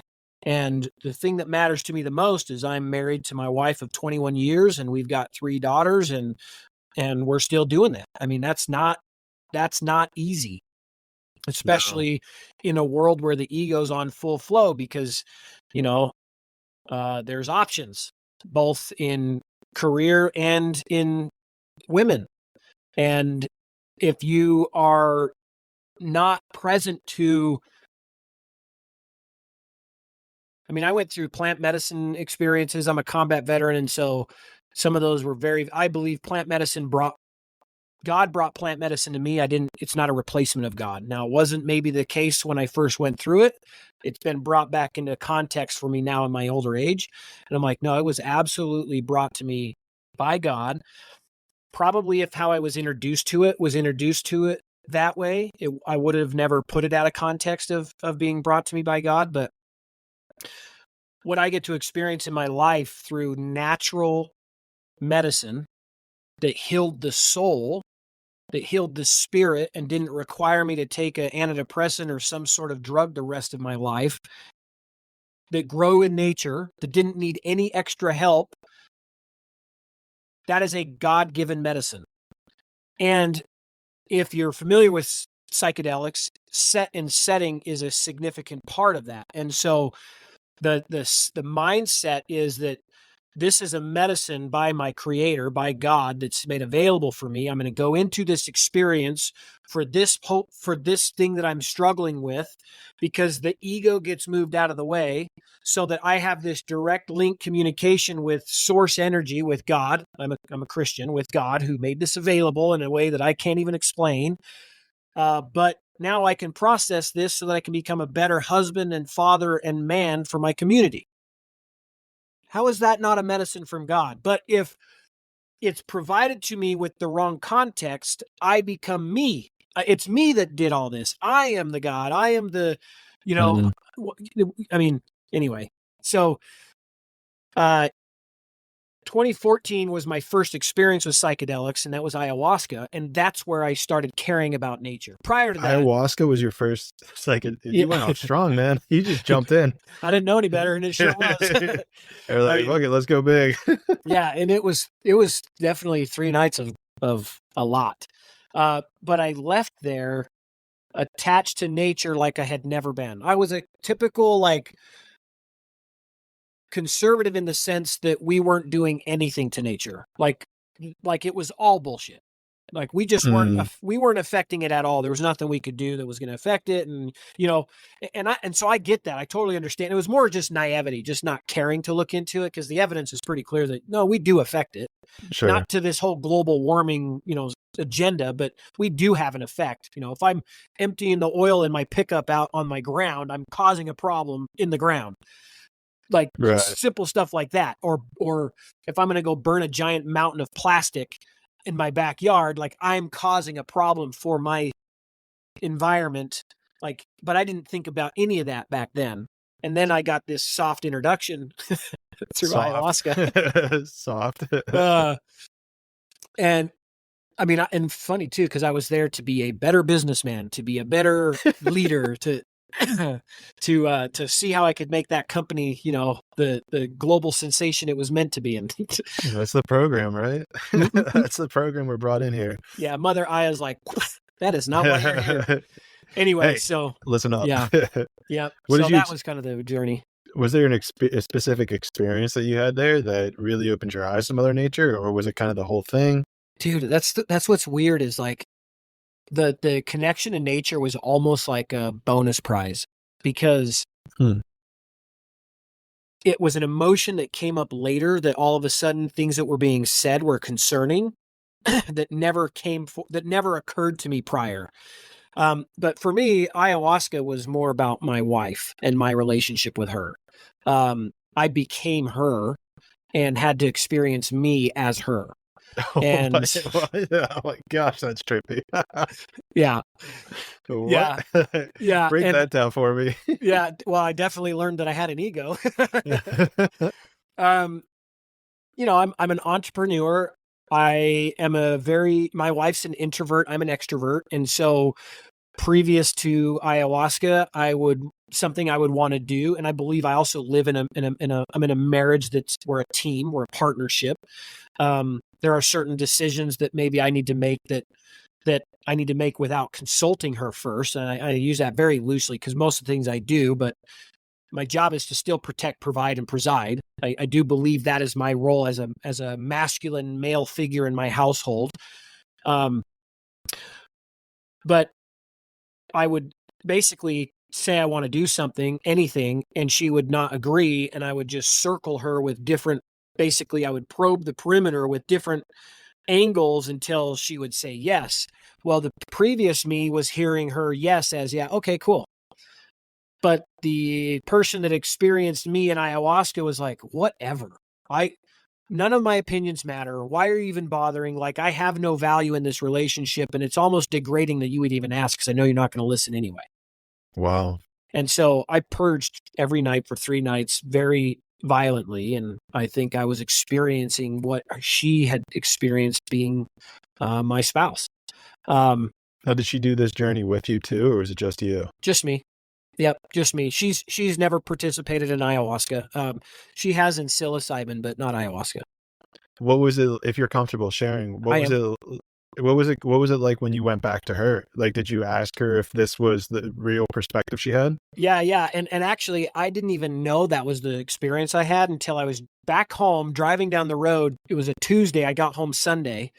It was a Tuesday. I was driving down the road, and all of a sudden, for no reason, I'm literally just driving in traffic in Phoenix, and just a rush of memory. And I was like, holy shit. And I called her because I was like sitting there, I'm like, why don't I have anything that was profound? Like, I had crazy visuals, and I was purging. I was the guy, if you watch a documentary, the psycho rolling on the ground, screaming out loud for mercy. That was me begging for mercy. For it to be over. The shaman came over. I'm so grateful for who my people were, the shaman, but they came over, and the prayer is called the Econos, right? The singing. And I thought they were going to come to help relieve it, and they don't. They know what's going on. They know, if they're very well trained, they know they're connected to it, because he, drank and went into the spirit world essentially with me. And so they didn't ease up. And it was just, I mean, the first night I purged so violently that I threw my back out. And fortunately, I was with the world I was in previous was the fitness world. I owned a CrossFit gym. I had a sports entertainment company that was broadcasting to 250,000 people live. Like, it was, so I had some really solid people around me to help me work through the physical side of what I experienced. But I threw my back out because I was purging so violently. And so I'm driving down the road, and it just came back, and I was like, oh, where did this is? And so I called her. I'm like, hey, I need to, because I'm not even home. I'm like, I just experienced memories, and I need to share them with you. And I explained it to her, and she goes, yeah, welcome to my world. And I'm oh my gosh. I'm like, man, I get goosebumps now. I'm like, you're never going to have to experience that again. Now, I am mortal, and it's taken me some time, but we're there. Yeah. So new patterns can be a little bit to learn. Yeah. But the value is it was put on my radar to even be aware of. Before, the ego was so good at making me think that I was good, she was good, everything was fine. But to have it highlighted, it's like, that's what I explained about because I even worked in self-development for a while. I coached for a guy named Chris Powell. Extreme Makeover Weight Loss was his TV show. I had 40 clients that had a lot of weight to lose. And my experience was that the weight is a byproduct of something deeper. It's not now today, because of our food system. I don't think that's the case anymore. But 10 years ago, if you were significantly overweight, you were covering up trauma. And so the coaching I did was more around mental, emotional, and trauma work, because I can teach you how to eat healthy. I can teach you how to exercise, and all of those things will lead to weight loss. But what won't is your decision when you're feeling like shit to make the decision to eat that food you're not supposed to eat anyway, because of how you view yourself. And that we can't heal that in the gym. We can heal that in conversation. So you can at least become aware of, oh man, that's why I'm deciding to eat like shit. Oh my gosh. And then you can at least have a choice in the matter. Man, that's a huge thing too, right? Is I see that you briefly touched on it, but I think it was the main core of what you're saying, right? This ties it back to the food. Is like our food is just our food, our water, our air is just so poisoned that it's difficult. Like, it's very difficult in order to stay fit and healthy. And, I had a bodybuilding phase when, what would that have been, like 4.5 years ago-ish. And I truly think that, even at the pinnacle of my physique, I remember thinking, like, it doesn't make sense that you have to, like, put yourself into this much pain to look good. Like, and don't get me wrong, like, difficult stuff, it should be difficult, it should be painful, but it didn't make sense to me that, like, our human bodies, you look back at medieval times, or even like the Romans, we were talking about them earlier, they all had beautiful physiques, and you think, like, how and why, and like, it didn't seem like they had a whole bunch of different diet regimens and you got to eat this, don't eat this. But then you look into our industries that have been completely corrupted by corporations and terrible politics, and you're like, oh, there's no nutrients in food, so we have to eat so much to feel full. And then all of that is just excess garbage our body doesn't know what to do with. And then our hearts can't pump functionally. We can't think straight. So then we get medication to fix that. And it's like, that's making the problem even worse. And so now it's like, oh, like, and I'm not going to be very careful here. Like, I'm not giving it as an excuse to be fat and overweight, but it definitely puts us at a disadvantage in order to get the physiques that we probably more desire and would more readily have if we had more nutritious food at the very basic level. Yeah. Well, when you understand the microgut biome and all of its effects, I mean, the microgut biome is the first brain. Like, I don't know how many people are whether you've heard of it or even just aware of it. It's truth. You have all these organisms in your stomach, and when you piss them off, they basically send signals that say, we are unhappy. And so then you're depressed and unhappy. And so, yeah, so then I'm depressed and unhappy, and I'm not okay with things that are going on. So now I'm driving by McDonald's and let me just swing in and grab a parfait. Or I don't even know what that is. Is that a yogurt? That's probably not the bad choice. Yogurt, or ice cream and something. Yeah, so maybe that's not a bad choice, but like a Big Mac. I'm just going to drive in and grab a Big Mac. Well, that's because I'm feeling depressed, and it's like this self-fulfilling problem where our gut is unbalanced. And so I had a client once. This was such an eye-opening because I'd read about it, right? You read as a trainer, you read different things and you learn different things. But so I had read about this, but I'd never experienced myself until this client. And what happened was I said, listen, so her daughter died of a rare cancer, and she was the manager of a hospital. And the cancer was so rare that she was a star athlete on the Canadian volleyball team. Monday, she passed out at practice. Friday, she was gone. Oh, wow. And so this woman is telling me all this, and it's heartbreaking. And I'm like, man, I'm so sorry. When was this? And she's like, 7 years ago. And I was like, 7 years? Like the way she was describing it, I thought it was like last week. You know what I mean? And not to say that 7 years things get easier. What I mean, they do get easier, but the way she was so connected to it, I was like, wow. And so anyway, I was working with her for a while, and I'd read something about your microgut health and depression. And I could tell that's what she was dealing with, right? Of course, that's why she was still in that level of sympathetic nervous system with her daughter's passing. And so I said, I want to try something with you. No grain, no dairy for 30 days. What I was really speaking to was the grain and the inflammation caused by grain and the effects that has and so forth. And also when you have inflammation in your gut, you're now not absorbing as many of the other good nutrients that you are eating, right? So, there's a lot to it, and we won't go into detail there, I guess.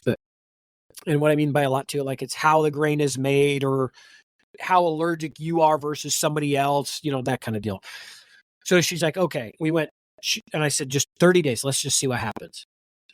And she's like, I've got a vacation. she was in Canada. She's like, I'm headed down to New York City for vacation. I'll be gone for 3 weeks. And I'm like, well, good luck. It's really hard to change these, to do an elimination diet on vacation. Oh, yeah. She called me 3 weeks later and she goes, AJ, I just cleaned my daughter's room. I have not been in her room since she passed away. And I was like, now I'm like, oh shit, too soon. Like now I'm thinking you're moving too fast. This lady's going to have a major breakdown. And I'm like, are you okay? And she goes, I have never been more clear. I cannot believe how long I've been attached to that. All she did was fix her microgut biome, and it transformed her psychological state. And so now I get to take that experience with me the rest of my life because I experienced it firsthand and share it, but also live it myself. I mean, it's just powerful, and it's food. I mean, and it's also interesting that our microgut biome affects that much of our brain when our soil microbiology affects that much of the world we live in.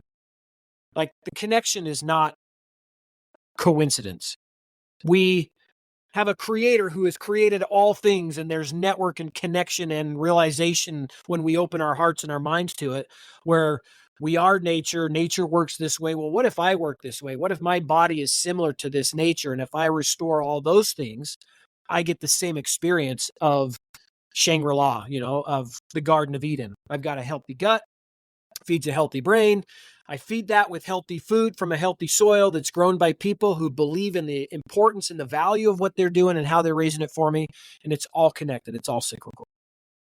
Yeah, man. I mean, beautiful. I mean, thanks for that share. That's an incredible story. And I could not agree more. And that's truly the vision I guess I have, and even just the American Congress Party in general has, is of like, okay, how do we get back to what our ancestors of ancestors had with just natural water sources, clean food, fruits, vegetables, because like even those are just absolutely chock full of pesticides nowadays.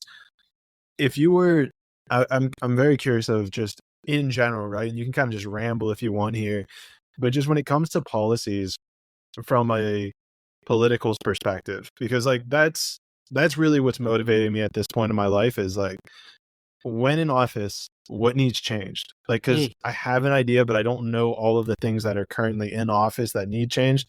I'm sure it's a lot. But like from a rancher's perspective, like what do we need to change to make our soil clean and to make our water clean? Like what are the biggest policies that are hamstringing our local agriculture? We need a competitive marketplace. We need a place that is as easy for me as a producer to sell my product direct to the consumer as it is for the large corporations who have designed everything to work for them. In fact, the policy should be that we as Americans should have the right to choose to buy and purchase and consume the food from whatever place and source we choose without any government intervention. I can go buy cigarettes, I can go buy as much soda as I want, as much sugar as I want. I can go and do all these things that are so unhealthy for me, but you're going to tell me I can't buy raw milk from my local dairyman? Like, that's the argument you're going to have with me? And you're going to tell me because you're protecting me to keep me safe? No bullshit. You're doing that because the lobbyists that work for Big Dairy have paid you to do that so that they can keep their profits. It's the same with dairy. It's the same with beef. It's the same with lamb and pork and chicken and produce. I mean, you name it. We have lost complete control of our food system, and it's gone into the hands and the control of the large corporations through lobbyists. So that's the other thing. Get rid of lobbyists. If you can stand for the removal of lobbyists, that one move, lobbyists and term limits, I think fix our country. I'm here for that. Definitely support those too. Yeah. And specifically to food, it's this, it's this collectivization of our food supply chain, but doing it through a pen stroke on a policy versus a bullet in a gun. I mean, this guy, Amos Miller, I don't know if you've seen his stuff, the Amish farmer. It's in Pennsylvania. It's my state. Yeah. That should not be happening. Seriously. Well, fill us in. If people don't know, can you fill us in? I'll fill you in on what I know. So, Amos Miller, he's an Amish producer and sells all kinds of product. Right now, my understanding is what he's dealing with is the dairy specifically, not his beef or anything like that. But because he's not processing his product through a federal facility, there's all these policies and procedures that he's not following. And so they have now confiscated millions of dollars worth of his inventory because the state, my understanding is the state claimed that people had gotten sick. But in court, my understanding from what I heard the attorneys for Amos say, of over 400 people that have written letters or showed up in support of him, not one person has ever been sick by Amos's product. That's the gist of it. That's about as much as I know from observation. What I'm saying is, I as an adult American should have the right to choose to buy from Amos whether it makes me sick or not. And I bear the consequence if I get sick because I made the choice as an adult. Just like if I make the choice to go have a drink at the bar and I have too many and leave, I bear the brunt of the consequence. But the cop wasn't standing there in the bar cutting me off, telling me you've had too many. The bar didn't tell me I couldn't have another one. I mean, I know in some cases they do that, but for most part, they just serve them. And then I suffer the consequence of that later. Our food should not be more regulated than alcohol. You know what I mean? And so, I mean, that's a big blanket sort of like example. My cousins are the Bundy ranchers, and I'm not going to go into a lot of detail because it would not be right for me to do that when they should. My understanding is, they had two major run-ins. The first one was in 2014 when they were trying to take their cattle and their land that they had the right to graze on since the late 1800s. They had grazing fees on Bureau of Land Management ground. My understanding is my uncle discovered that the grazing fees that he was paying were then being used to regulate them out of business. Oh, wow.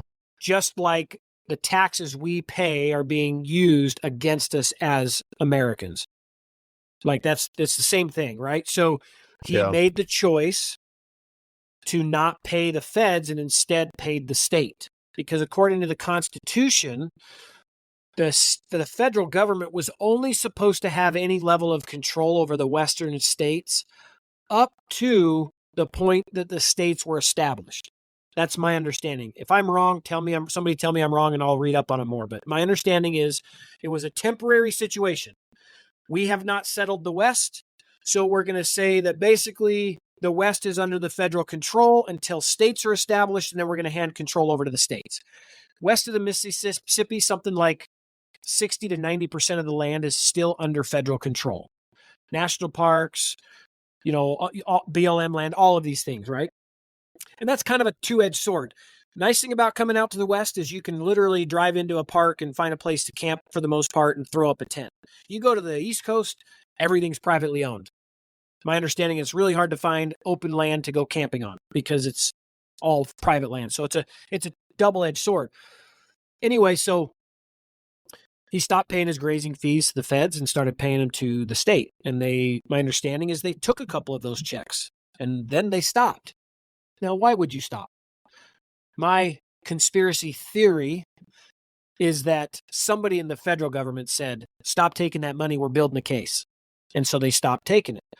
My understanding is he kept sending the checks every year. It was not about paying the fee. It was about not paying the fee for somebody to then turn around and regulate him out of business. Well, in the end, it was discovered that Senator Harry Reid was working on a deal to sell that land to a Chinese solar company. Oh my gosh. Yes. And so that's what ended up coming out on that particular case. Jeez. So, yeah, man, I mean, we don't live in a country anymore that is for the people. Like the government we have does not exist for the people. It's gone. It's corporate interests only. And if you are somebody who likes to sit inside and play video games all day long and consume junk food, you live in the right country.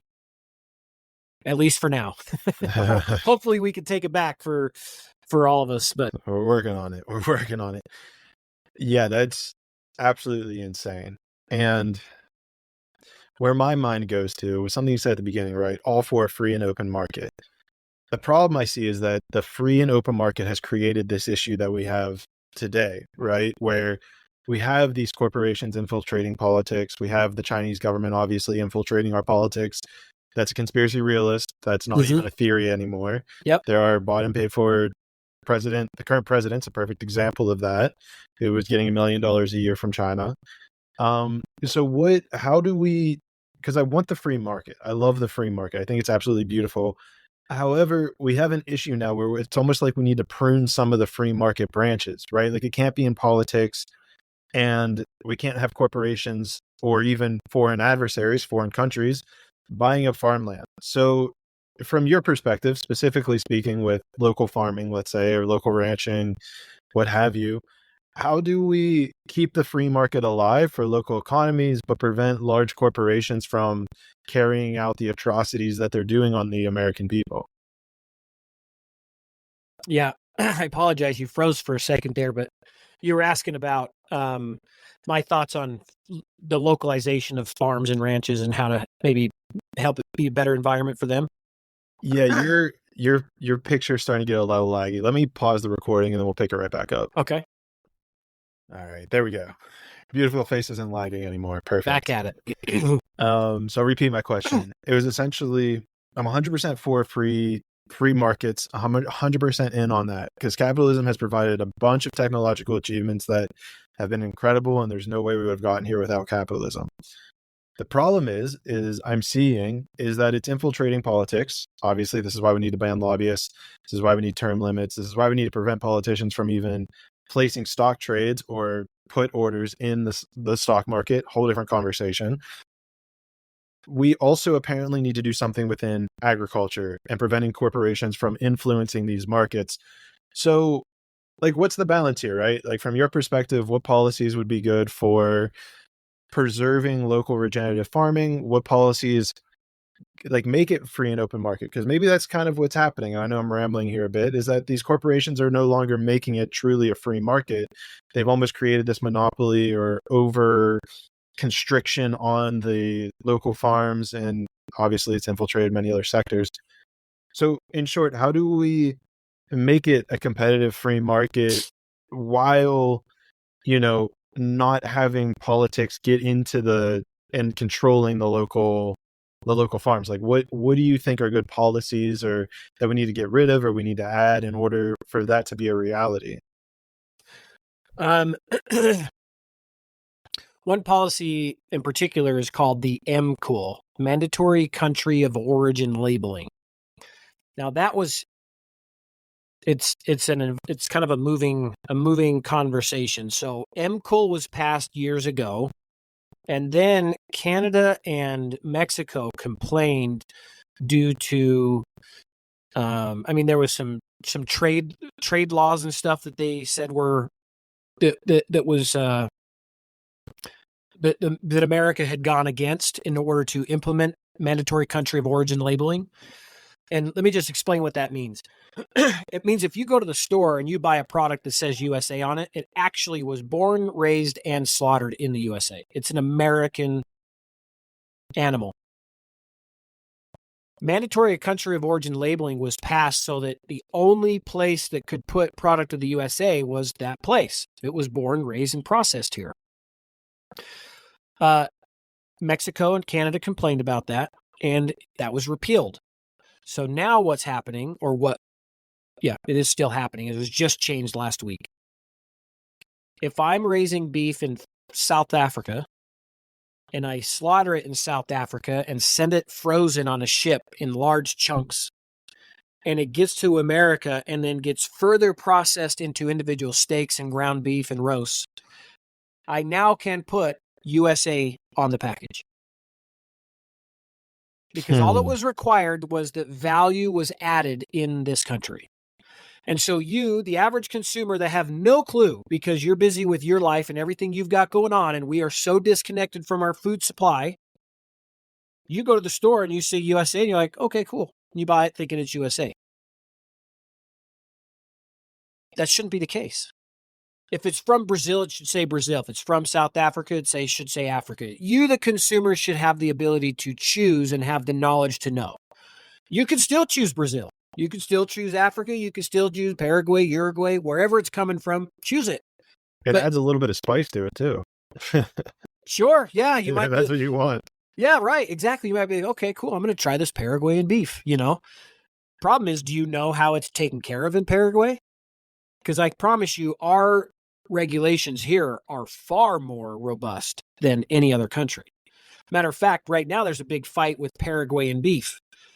Paraguayan beef has been outlawed for the last 25 years because 25 years ago they brought foot and mouth disease into the country. And they haven't fully eradicated it, even though they say they have. And so there's some deal trying to be pushed through that Paraguayan beef is allowed to come back to the U.S.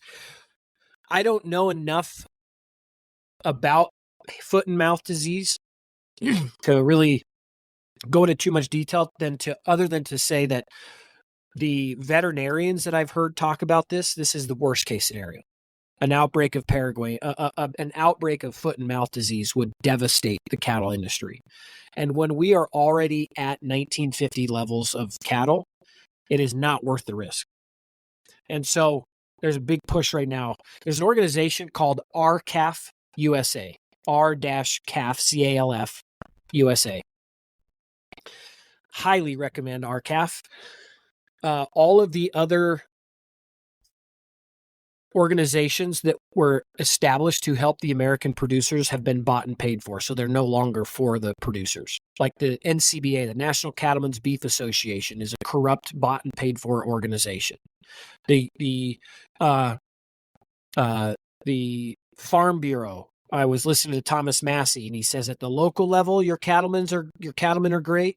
At the state level, maybe. At the federal level, completely corrupt. Both the Farm Bureau and the NCBA. And these were organizations established to help the cattlemen.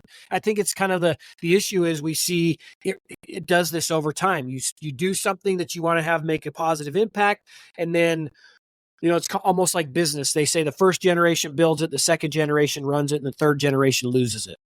It's like that for our organizations too, it seems like. The beef checkoff. The beef checkoff, most people have no clue what that means. Every single time a cow is sold, the rancher pays $1, and it's a law. It goes into this program. The checkoff was originally established to promote the value of eating beef. Have you ever heard the beef, it's what's for dinner? No. That's a slogan that was created 30 years ago by the checkoff. Beef, it's what's for dinner. It was on commercials. It was being advertised to promote it. They are failing miserably. I think it's either willful neglect. In other words, they're just not going to do it because they're supporting other organizations that they're part of or in their back pocket, like fake meat potentially, or they have no clue how to market in our day and age. They don't know Instagram. They don't know TikTok. They don't know, X. They just don't know how to reach people. I doubt that it's that. I think it's because they've been bought off. So mandatory country of origin labeling should be a given. We as consumers should know the source of our food, and that shouldn't be an argument. The beef checkoff. The beef checkoff should be, I think it's a great program. I think every cow sold in the United States, $1 going towards marketing is a great idea, but it's not doing that anymore. They're not doing what they should be doing anymore. And my understanding too is that 50% of so the beef checkoff is a federal program, and then they issue that money out to people to manage the checkoff, to do the job of what the checkoff was established for. The largest organization that receives the largest amount of those funds is the NCBA.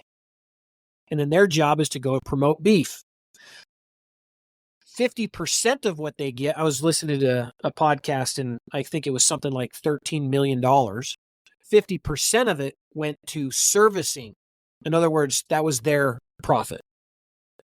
Other people, comparatively, that were awarded some of that money to do something with, 18%. So they're just packing their pockets full of it. You know what I mean?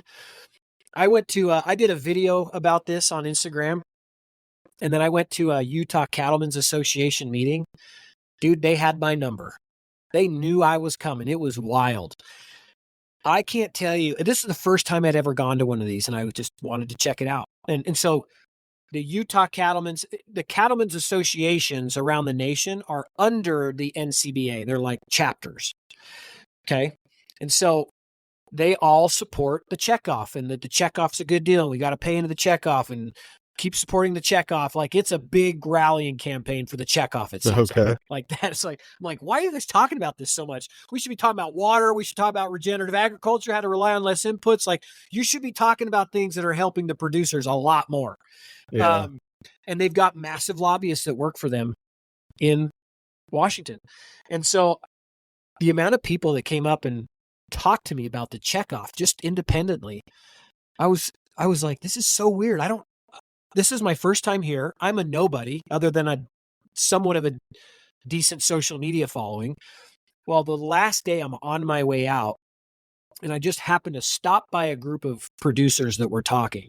And one of them was an older gentleman, and he was talking to the younger guys about the importance of the checkoff. Go figure. And I just stopped. So they didn't set themselves up for me. Although some of the other earlier meetings in this thing was like, man, they sought me out to have this conversation. Yeah. And this guy looked at him, and so I'm just like injecting myself into the conversation, just listening. And they were fine with that. And he told one of the younger guys, he goes, yeah, back east at the training center, they have a monitor. Now, I don't know that this is true, but this is what he said.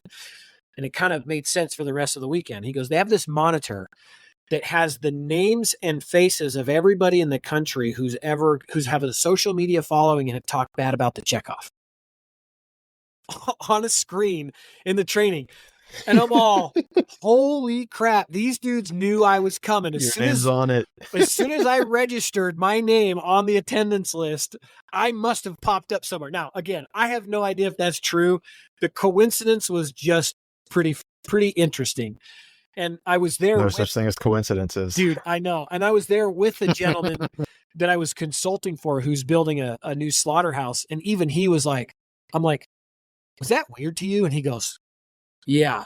Because this guy's building one of the most important projects in the state of Utah, a brand new slaughterhouse at this scale. And they didn't even want to talk to him. Every conversation seemed to gravitate towards me and the checkoff. And I'm like, I'm here for him to talk about this slaughterhouse. It's going to help everybody. And you all just want to talk to, and in these conversations, they would like literally just be looking at me, talking to me. And I'm like, Henry's right here. This dude's doing some incredible stuff for y'all. You just want to talk to me about this. So anyway, should be like, what meetings you guys have about me before this? Yeah, there's just so much. It's sad because the producers are so busy. Like I asked one of my cousins, I'm like, dude, I'm kind of on a soapbox right now about the checkoff. What do you think about the checkoff? And he goes, AJ, there are so many other things that come my way that I have to put money into that $1 per animal is not worth my attention. So they have so many distractions to try to raise food. They don't have the time to dig in and realize they're being screwed. So they just pay it. He goes, I just got a bill I just got a bill for raising cows in Nevada that was like $680 that I didn't know I was going to receive. And he goes, and I don't even know where that goes or what that's for. So he goes, all I can do is put my head down and try to raise a few more head of cattle to cover the bills. Like this is what a lot of these guys are dealing with. And so when you talk about a career, a job that they would never give up. So I'm not saying this to complain for them because they're not complaining. It's just an observation. Sun up to sundown, 365 days a year. That's what they do. And then you add all the other shit on top to fix it. To try to be aware of, to fix it. Like, where do you have the time? And go ahead. And then I said, then you want to talk about a competitive marketplace, how to give them that advantage. Well, if you're going to go and market your own cows direct to consumer, you're going to have to learn how to be a marketing and salesperson on top of being a cattleman. And that's why we created From the Farm. I went through all this. I got enough exposure, enough experience to be like, okay, in order for my kids to not starve to death, because we have independently run farms and ranches across the nation, we have to create a revitalization of our agriculture industry. And it's got to be one that's so incredible that it does to agriculture what Airbnb did to short-term rentals. Like, look what Airbnb did to short-term rentals. How many people started a side job for extra money, renting out a room, parking a trailer on their side of their house, or investing in a rental property nationwide? Now, I'm not saying there hasn't been some consequences, unforeseen consequences from that particular model of business. What I'm highlighting is how the technology that they created and their investment into marketing this platform created opportunity for thousands of people nationwide to make extra income and maybe even make it their whole career. That's what we did and are doing with From the Farm. Somebody has to take care of the market. Like, I lived enough of it to know, like, in order for this to work, here are the things that need to be done so that they can go to market and so the customer can find them. So then is From the Farm kind of handling the marketing? Are you almost replacing what the checkoff is supposed to do for farms? Yes, we are Airbnb for food. That's amazing. That's it. It's as simple as that. We are Airbnb for local food. And what states do you operate in? Well, we just launched our MVP yesterday. It's been 4 years in the making. This has been my whole life's journey so I started selling beef for my family's ranch in 2019. Had to shut it down. I'm driving down the road during that time. It's April 2020. And the news is talking about empty store shelves in the cities. And I'm in the country and I see cows standing all over the fields. And I'm like, we have food. It's right here. You just got to find us. And I'm like, producers don't know how to talk to people in the cities. There's a disconnect there. No communication. We don't know how to talk to each other. And there's a lot of steps. All those people we talked about in the beginning, there's a lot of steps in between that have to be solved for to make this work. And, I'm like, yeah, somebody should do that. Not me, but somebody should do that. And I couldn't stop thinking about it because there was a lot of things to it. I served in Iraq. One of my favorite days in Iraq was we went to a village and took care packages that were sent to us from home. I was 23, 24 years old. So my experience while I was there, my view, all of that was not what I'm now experiencing in 2020. I was there for a much different purpose. But I keep seeing this man's face, the dad of the family we were taking care of, standing off to the side while we were doing this. And I would lay down at night and just see his face. And I'm like, why? I didn't even hardly notice the guy. I mean, I did, but hardly noticed him when I was there in real life in 2020. I'm pulling up a picture to show you. This is the moment, actually. So this is me playing soccer with his kid. Oh, wow. And we brought that ball into the village as part of the care package. Now I'm 38. COVID's going on. Living in southern Utah, and I'm seeing this guy's face, and I'm like, I do not want to be that man relying on another foreign entity or person to feed my family. And this is where we're headed. And so, but at this time in my life, I was doing concrete, working Walmart distribution, because I had just gone through the bankruptcy, just trying to figure out what was next for me and trying to maybe build this direct-to-consumer beef business for my cousin's ranch. And I know nothing about software, nothing. And so I called a buddy of mine. I even found the old audio of me on LinkedIn. Hey, I see you just graduated full stack software developer school. I have an idea for you that would be really valuable. Got on the phone with him and he's like, nope, not interested. Like, I know I was called by God to do this. That's just that simple. No argument. That's why I'm doing this. And so I couldn't sleep because he said no, and I'm like, okay, never mind. And I didn't bother, and I just couldn't sleep. I just couldn't put it out of my mind. So I'm like, okay, what do I need to do? Maybe I should just go find out if it's even a good idea to start with. Because if somebody tells me terrible idea, then maybe I can let it go. So I found this gentleman who is now my partner. God has guided this thing from day one. As I'll say, as simple as it has been, it's the only answer. Now, it hasn't been simple. It's required a lot of time, a lot of faith, a lot of work. But the right people just keep showing up. And it's amazing. Definitely a true testimony builder to when you're doing what's right, you're on the right path. And so I presented it to him, and he goes, it's a good idea. I have some ag background. I have family that do this, but you need to do some research. And this was, April, May 2020. Fast forward, I keep asking the questions, keep doing the research, keep asking, keep paying attention to what's going on with our food supply chain, all of these things, and end up meeting some people that now I'm in Cody because I'm running I came here to run a USDA meat slaughterhouse because I was asking these questions. Like, so if we're going to create a business, we need to create a vertically integrated business where the ranchers are partnered with the slaughterhouses at the local level.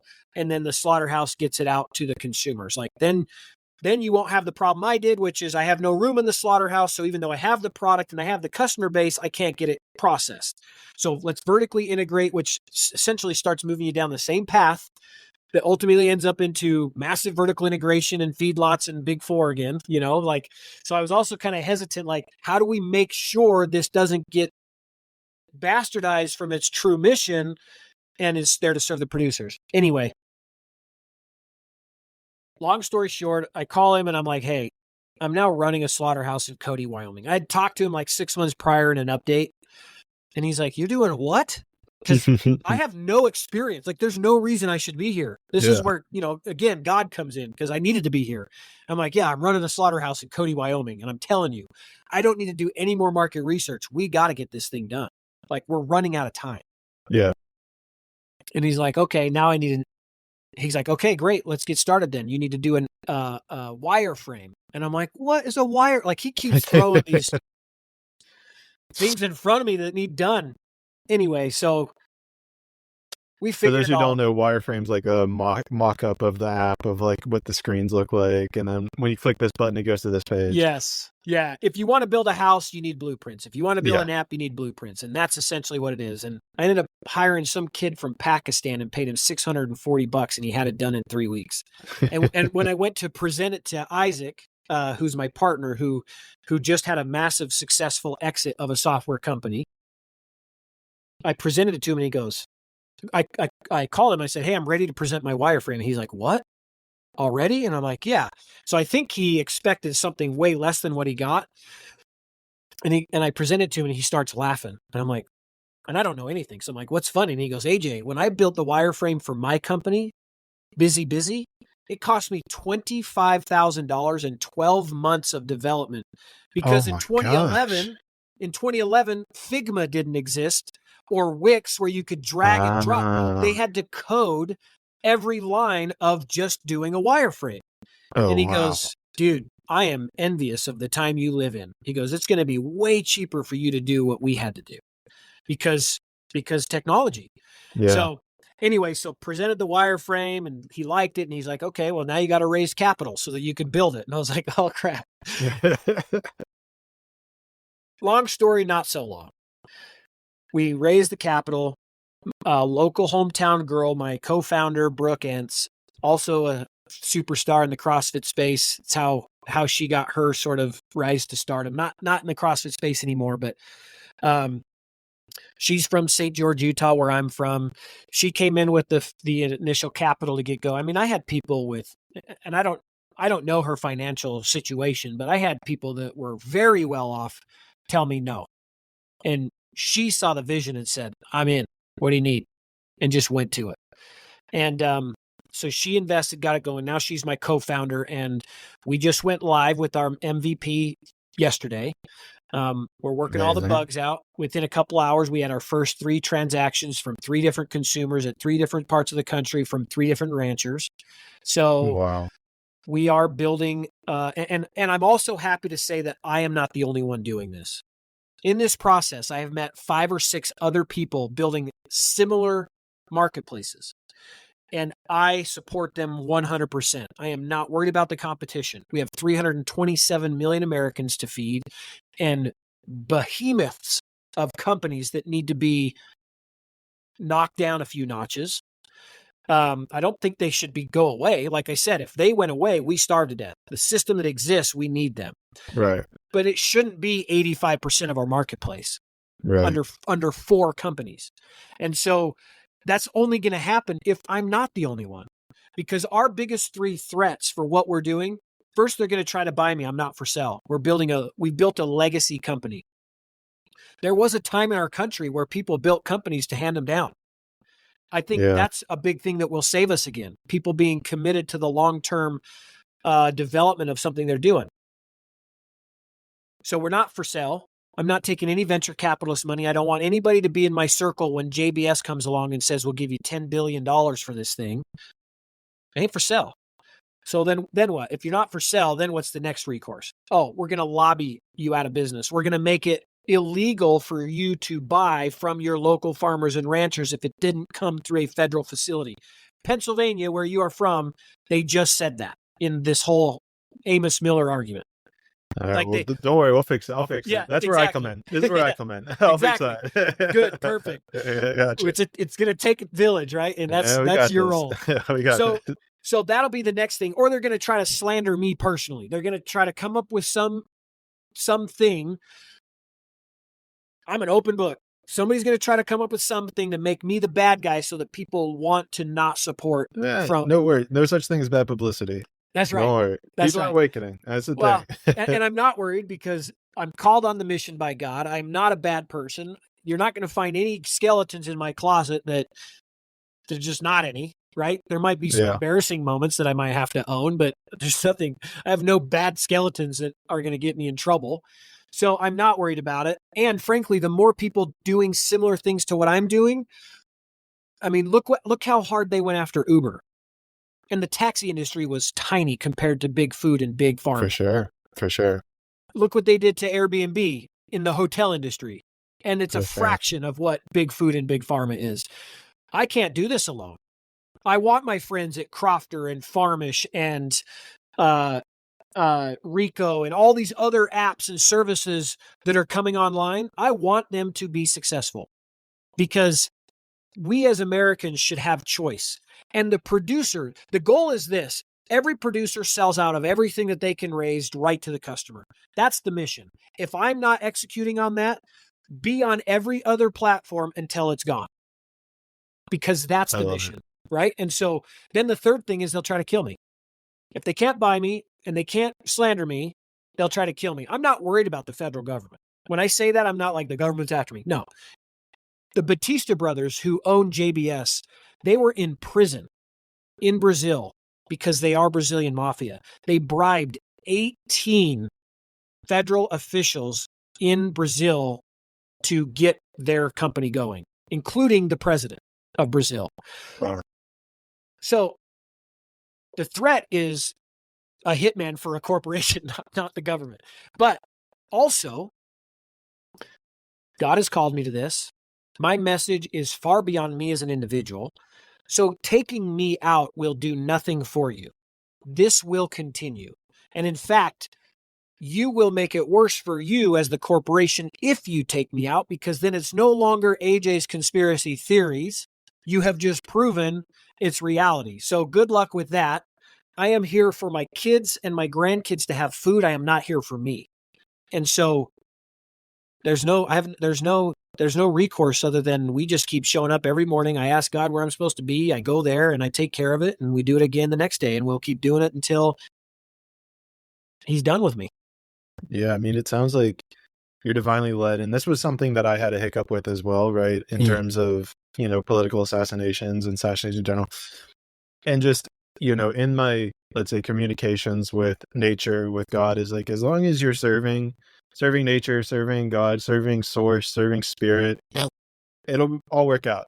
We all have an expiration date at some point. And so, it was a big hiccup for me to get over, but at some point I realized like it's just going to play out exactly as it needs to play out. I'm here to do as much good as I can, as long as I can. And I think it's great. I mean, you're especially doing the work that you need to do. You've been led to it. And especially like what you're saying with how people just keep showing up when they need to show up. I've experienced this as well myself, is like, you think, how am I going to possibly, some, no-name political party, how are we going to get into Congress? And just people keep showing up of like, oh, I want to run. Oh, I want to do this. We're going to be announcing our presidential candidate soon. Like, and I'm just sitting here like, how is this even happening? And you take a step back and realize how much you've accomplished. And you're like, there's no way like a divine source or nature isn't working its magic behind the scenes that I have no awareness of. Well, at least some awareness of, let's say, that isn't guiding this, right? Right. And you're doing it for your family. You're doing it for the next generation. You're doing it for life. You're doing it for sustainability. And the way I see it, as long as you keep those as your driving factors, right? It's not about money. It's not about profit. You know that there's a bigger picture here. You're going to be protected.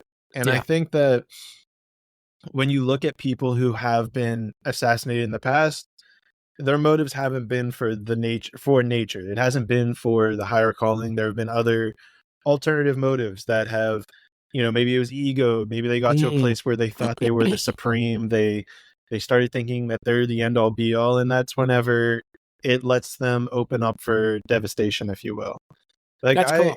Yeah. And so, I mean, I've even seen it to the point where like I've gotten visions, and this scares me to death, but I've gotten visions of like, once I'm in a place of political power, of not even needing Secret Service or bodyguards. And that scares me shitless, but I've even gotten visions of like, yeah, you won't need these. Like, you're going to be serving people. People are going to love you. So you don't need to protect yourself from anything. And I'm like, that feels right, but that also scares the shit out of me.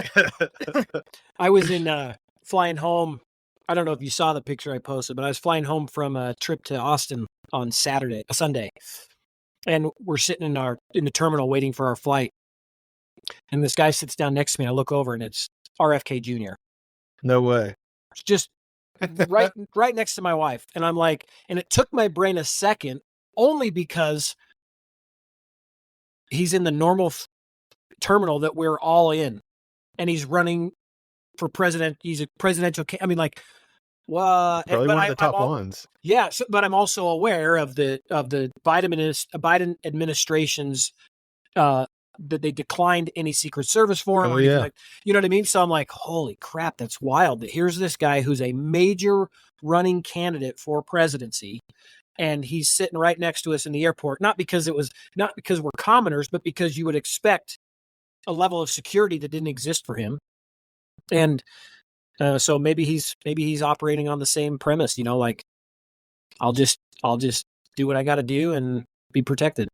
And, you know, I don't know. I guess I've never personally met the guy, but like, yeah, I mean, it seems like majority of his policies, things he's putting forth, seem in alignment with what the common person wants. So the average common person is going to protect them, right? Like they're not going to go out of their way to devastate them. Yeah. But that's crazy. Did you say hi to him or talk to him at all? I did. Oh no, I sure did. Yeah. And like I just said, hey, I just reached out. I said, hey, I want to shake your hand and say hi. I appreciate what you're doing.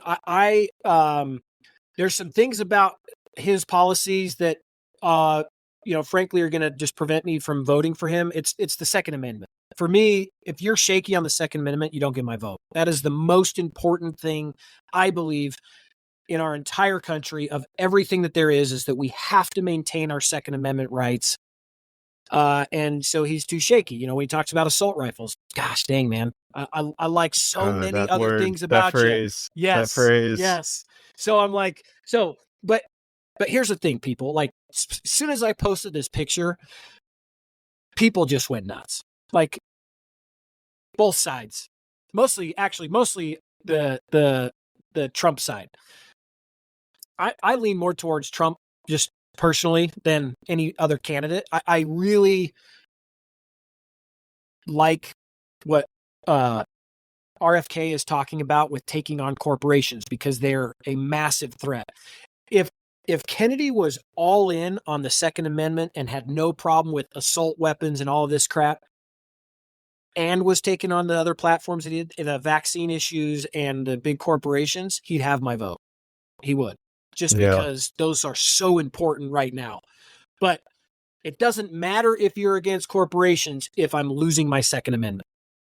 If I lose my ability to defend my family and myself and our rights, right? So anyway, kind of I'm like, but my point is like, dude, people, he's a nice guy. He's a nice person.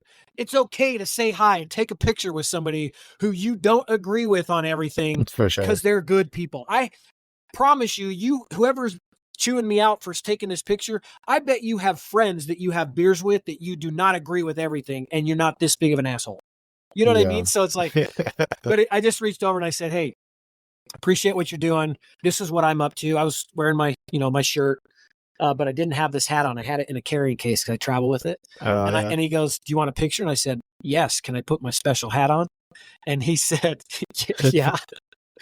I don't think he knew what he was saying yes to, but anyway, whipped this sucker out, threw it on, and got a picture with RFK in the airport. So awesome. I think we as a nation, we win no matter what if it's between Trump and Kennedy in the 2024 election.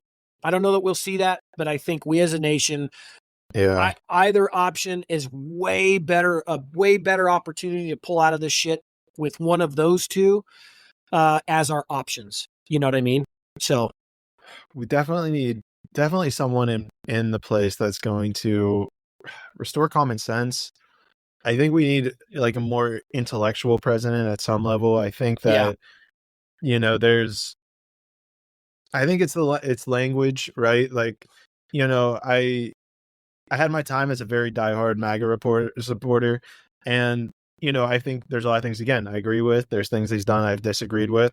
Yep. I think his whole thing with the vaccines is been awful, but without getting into specifics, like I think just like cognitive thought processes, like, you know, you hear people like Vivek Ramaswamy speaking, you hear people like, you know, RFK speaking, and they really dig into the issues and go deep on it as opposed to keeping it high level, just kind of blanket statements. And And I think that's something really deeply we need as leadership, right? Is people who are thought provoking, who can at least really dive into the nuances of conversation and the nuances of issues, kind of just like we were doing here.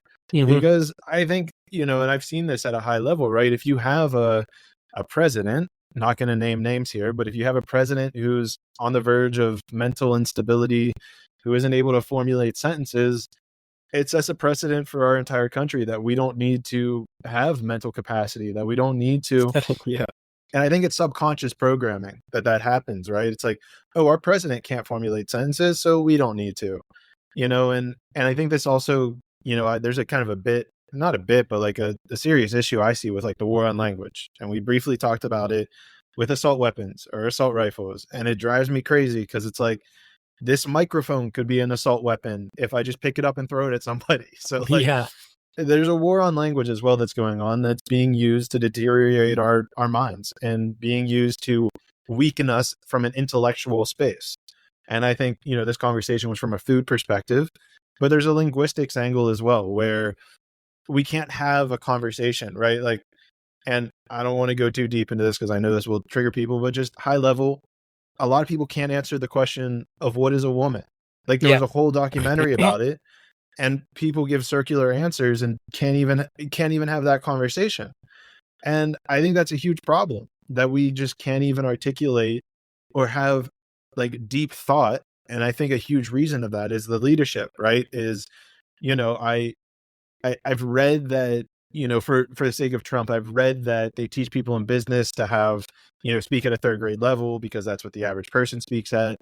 But at the same time, we need to be raising our standards as people. I've been seeing like, I think in California, they're like banning recess and gym class because it's like promotes fat shaming.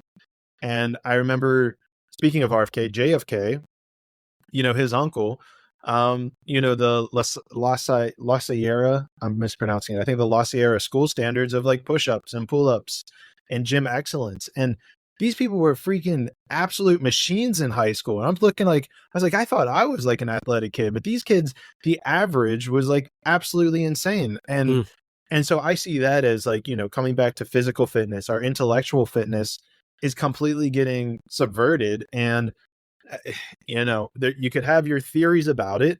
Conspiracy realists is we're being completely deteriorated from the inside out. It's our bodies, our minds are getting destroyed. I have a bunch of conspiracy theories about why that's happening, but the conspiracy realist is like, this is what's happening. And I definitely see that we need leadership that at least is going to push those things forward. And it starts with the food we're eating. And, and that's why I very much wanted to have you on and to have this discussion, because like, man, it's like, dude, we can't think straight if our stomachs aren't thinking straight, right? And so we definitely have an issue with corporations and the money system getting influenced of like what we put in our stomachs, what we're allowed to put in our bodies. And I just, I'm sure we got more time to talk here, but I just at least want to commemorate you on like at least providing that knowledge for, the audience and like for myself as well, just to learn from your experience and how we can fix these things. Yeah. Yeah, I appreciate that. It's it is interesting to, I mean, I have confidence in what I'm doing and what I've learned, but it's also interesting to look back at the guy I was before I started this and realize like, holy cow, how deep into this I have gone and have committed my life to. It's crazy because I still have friends from my old life, which was this sports entertainment deal, and they're like, what are you doing? Like, especially if I haven't been on their radar for 4 years, and they're like, you were over here and now you're over here. And I'm like, yeah, believe me, I know. It's what it means to have, when you got ADD, you can go anywhere you're needed and make it work. So, but it's, man, the thing I really wish I could get people to understand the way that the Red Famine was executed was they pit, or I should say the way that the Holodomor was executed. And that's, the term means death by starvation. That's what happened in Soviet Russia, 32 to 33. The government, Stalin, did a great job educating convincing the people in the urban communities that the people in rural communities were not normal. They were not human even. that they were weirdos, that they Really? they were not they were just not the same. I mean, in the book, they talk about people that were interviewed after that were part of Stalin's side. And they're like, when all of the craziness went away, like the COVID vaccine, when we as non-vaxxers were being told that they wish we would like nighttime comedian TV show people saying they hope we should just die. Like we went through that in this country. Wow. And they're interviewing these people and they're like, after the fog lifts and the truth comes out, they're like, they look back at themselves and they're like, I cannot believe I thought about these human beings as not human beings. And so they pit urbanites against rural communities and convince them that they were not the same. And so what Stalin did was send teams of urbanites to the rural communities to execute the grain requisitions. And in many cases, to even murder them for trying to feed themselves with what was left over.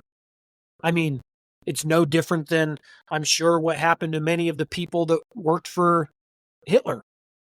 You know, it's like, so I'm finding myself really trying to reach people in the urban community. That's why I love Common Ground so much as it's kind of, they missed their goal is 100 million acres restored, regenerated. But Common Ground is the documentary. Yeah, the documentary Common Ground. It's a follow-up of Kiss the Ground.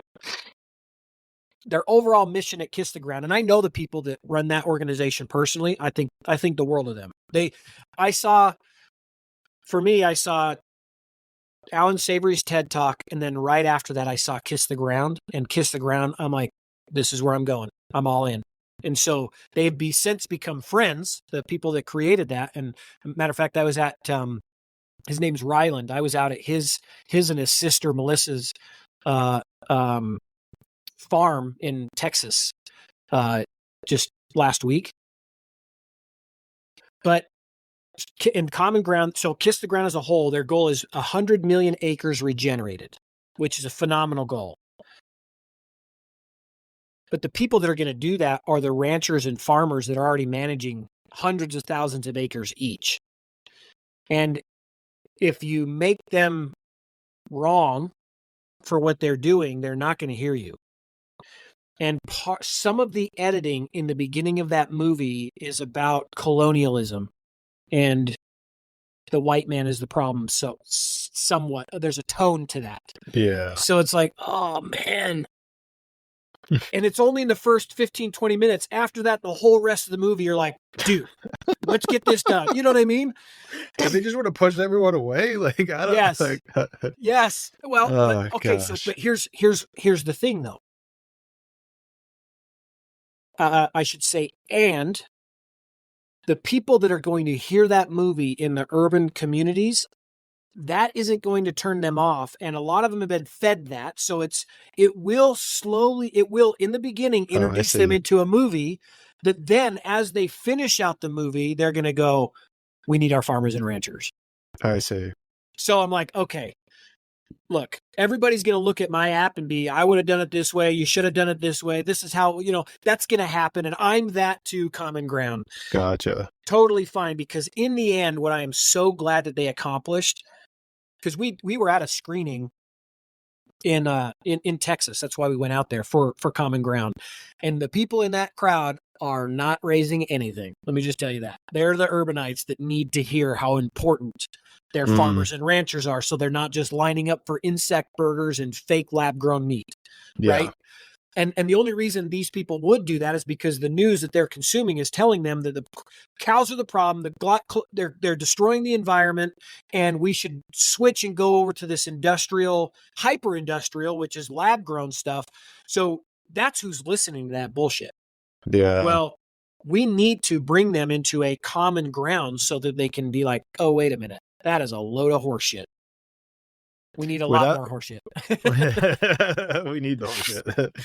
That's funny. That's making me think they should have made two movies or two documentaries and then just changed the first 15 to 20 minutes on both of them So like that one talks about how it's the white man's fault, and then you could have the other one where it talks about I don't know, something about how Al Gore was the problem and like global Well, warming was a complete fake. But wait, this is Yeah. actually happening.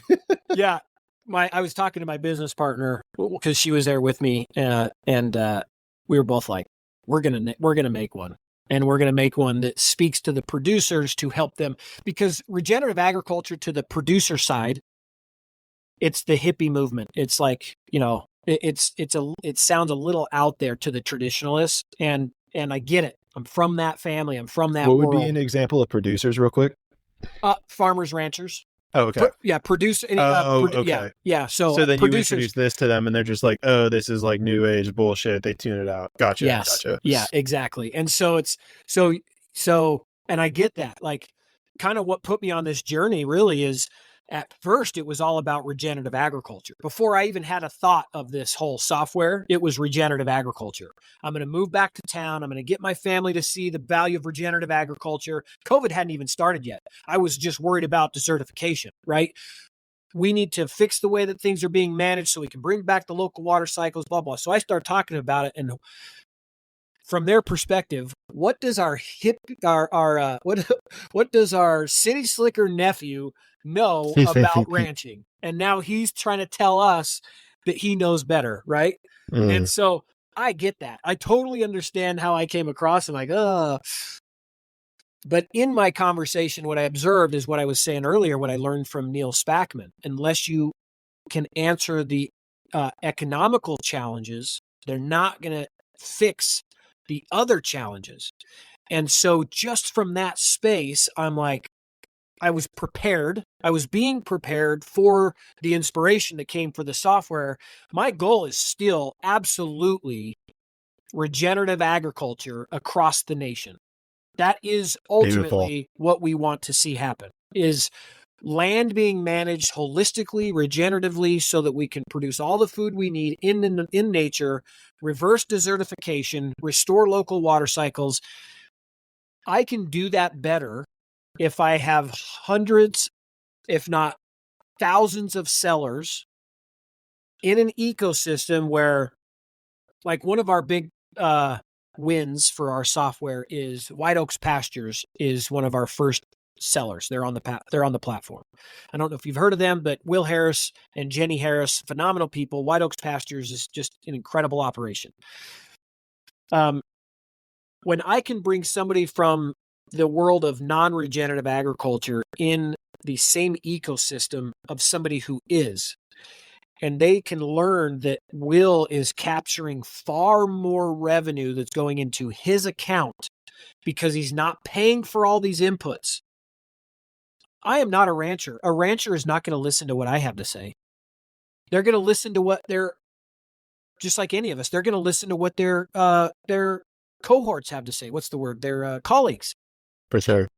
They're far more likely to hear from a colleague who was spending $100,000 a year in inputs, now put $100,000 into his bank account because he's been there, done that. Dude, I did it your way. Hey, Clayton, listen, I've been there, bro. It's fertilizer is $1,600 a ton, whatever it has doubled. I don't have to use any of that anymore. You're going to be like, what? You don't use any fertilizer? What the hell are you doing? Now we've opened up a dialogue.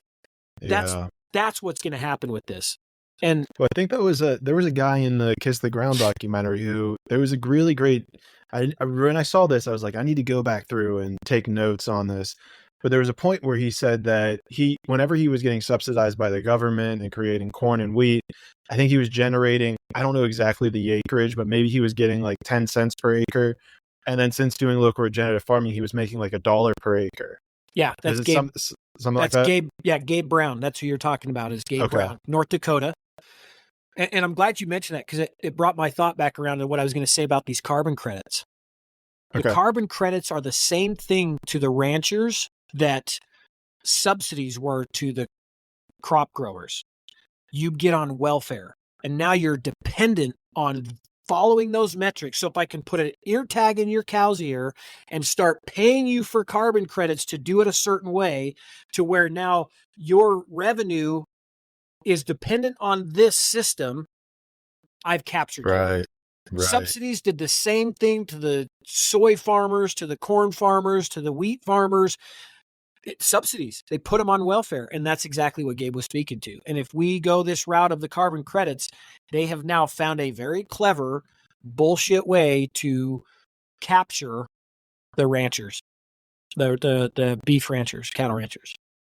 Dude, I'm very excited. I'll be honest. I mean, I know we're running close on time here, but I'm just so excited that we got to meet each other because I can tell, I know that this is a huge, education's huge, right? We're talking about how we need to get our bodies and our minds in alignment through just pure clean food and water.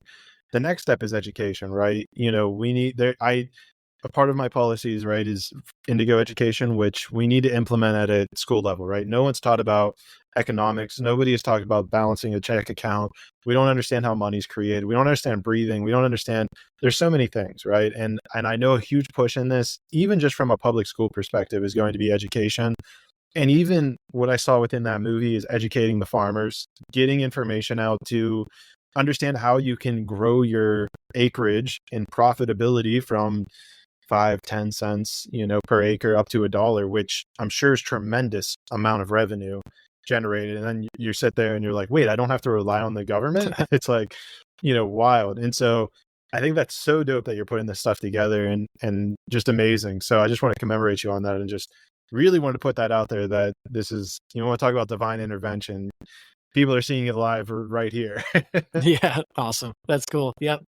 Well, thank you. I appreciate you having me. And I really, this is the longest podcast I've been on, and I'm grateful for it because there's, as we've discussed, there is so much to unpack.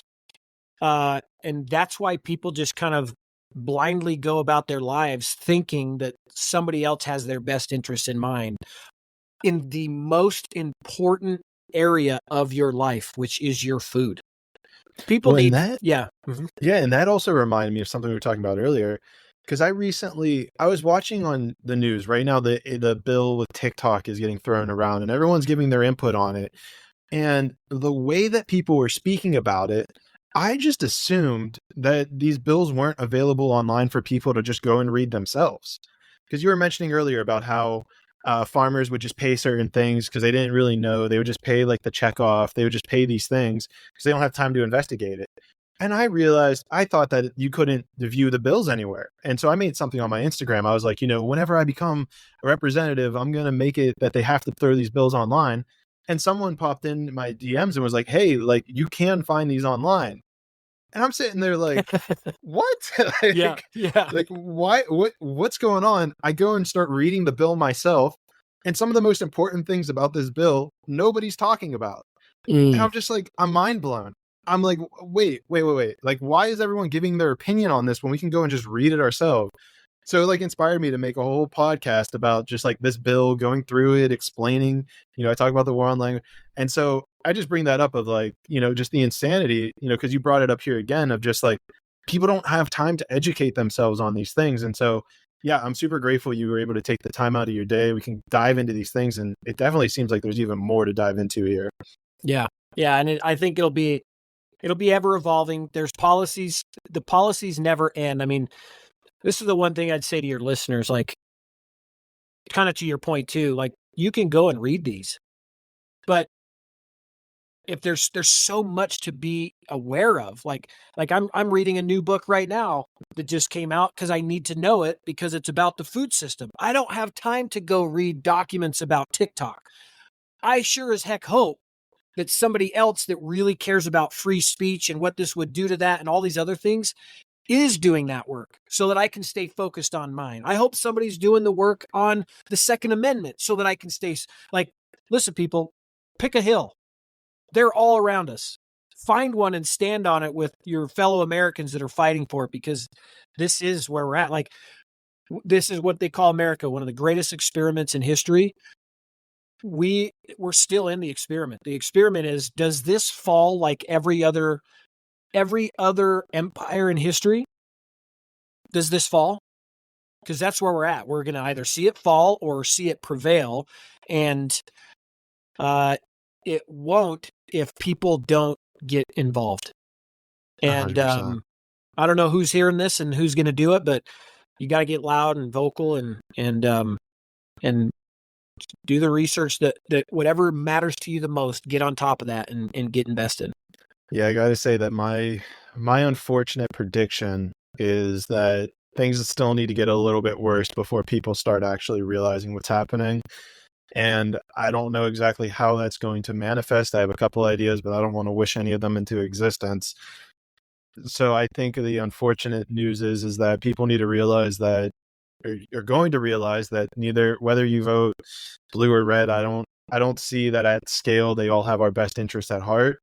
And quite frankly, I mean, and if I'm being brutally honest, like the number one goal of this, other than winning the election, is showing people that there is another party out there that actually cares about the people, showing people that there are people like you and like me that want to restore, let's say, our connection with nature, restore the beauty of the humanity. And I think there's just too many people right now who think things are going too well for it to fully happen just yet. So I hate to say it, but there might be a little bit darker times ahead. So just hopefully we can just keep this energy going and keep going in the positive direction, even when those dark times come. Yeah, I agree. Unfortunately, I do agree with you. We are prepared for that here in my home. Good. There has been times where I'm like, does it even matter what we're doing? Like, it's probably too late. Faith is what had me keep going and has me continue to go. I ask myself, what if what we are doing for the food supply chain, when we look back after whatever we're about to go through, we say, man, it's a good thing that software came around so that we could find our farmers and ranchers, because that's the only way we were able to find food. So I'm like, okay, it's worth it to see if that's what we're for. I don't believe, personally, I don't believe we're creating something that's going to be an easy windfall, that's going to have us whisking around on a jet, which is not my lifestyle anyway. It would just be me buying a ranch and disappearing. But unfortunately, I don't see that as what we're doing. I think what we are doing is simply a necessity to make it through what's coming. And so therefore we show up, and I mean, I'm a vet. Vets come home, and what kills us is not having a purpose. So this is what's keeping me alive, and I'm so grateful for it. I think that's what kills so many people. And I mean, again, I'm just going to sit here and just say kudos to you, man. Like, I think even that power of you've shown it a couple times, of being able to look back on your life and realizing like, oh, this is what, like when you look back and like saw the kid and, seeing that picture being like, oh, this is like the motivation to keep it going forward. And there will be, I think, external world, there will be dark times ahead, but I think just whatever you can do, feel free to reach out to me, but whatever you can do to keep like staying tuned in to nature, to source, to God, because, I can already kind of see like, that the things I'm doing now, I'm going to look back and be like, oh, like that's why, Yeah. So just keep following that intuitive nudge, because I can just feel it, that you're in that pocket of doing what you need to do right now. So just, I don't think you run into a presidential candidate at the airport if you're not doing what you need to do. I had a lot of people say that. They're like, there are no accidents. I'm like, okay. Yeah. I agree with you. I agree with that. So You're anyway, cool, man. I really enjoyed this. Thanks for having me on. It's been nice to really dive deep on that. We're gonna have to do it again, because I know I still have a ton of questions. You'll have to be my at least rancher resource when you see like certain bills or something that you need a politician to speak on. Shoot me a quick text. Yeah, I'll be watching and see what unfolds for you, and I'm here to serve. If you need any help, let me know. I appreciate it, brother. Well, thank you so much. I always love leaving a little bit of time at the end. I guess we got a little bit of time. Just if you want to speak directly to the audience, I know you collect some of your stuff, but just, any wisdom or advice or plugs or anything, the spotlight's for you. Yeah. I would just let you all know that everything that you're working on accomplishing in your life, or everything that has you want to wake up in the morning, it is possible. And if you don't understand the importance of your sustenance to fuel you to have those things happen. We talked about it on the podcast already, but if you're not connected to the importance of sustenance, it fuels your body, it fuels your brain, which then fuels your actions and who you're being. And being is such a significant part of who we are. We often get mixed up between being and doing. What I do comes from my being. And my being is fueled by a clear mind and a clear spirit. And that is affected based off of how I'm nourishing the vessel that I live in. That's the spiritual, physical side. On the other side of it, if you are well fed, and I mean healthy, well fed, nobody can control you. You are independent. There's a book by Viktor Frankl, Man's Search for Meaning, and it really highlighted the significance of our food for me. People would always ask Victor, why didn't you guys stand up against your captors? There were so many more of you in the camp than there was of your guards. And his response to that was, when you are starving to death, your brain turns off and goes purely into animalistic survival. The only thing that is processing, it's literally repeat. Food, food, food, food. Nothing else, no other inputs are going through your brain, so you're shoveling your neighbor's ashes out of the kiln. We have to protect our food supply chain at all costs.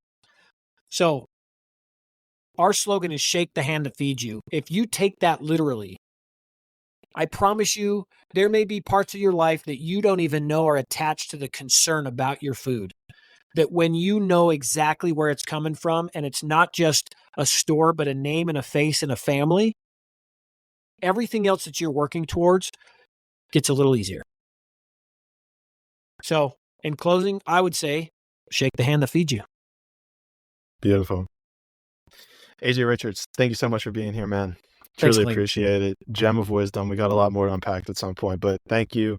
Guys, thank you so much for listening. If you tuned in for this entire thing, you're a special being. And if you have any questions, shoot AJ a message. I'll put his EIG and different contact information down below. Shoot me a message, or if you don't feel like shooting a message now, I know that we'll talk to each other when we see each other in the 6th dimension.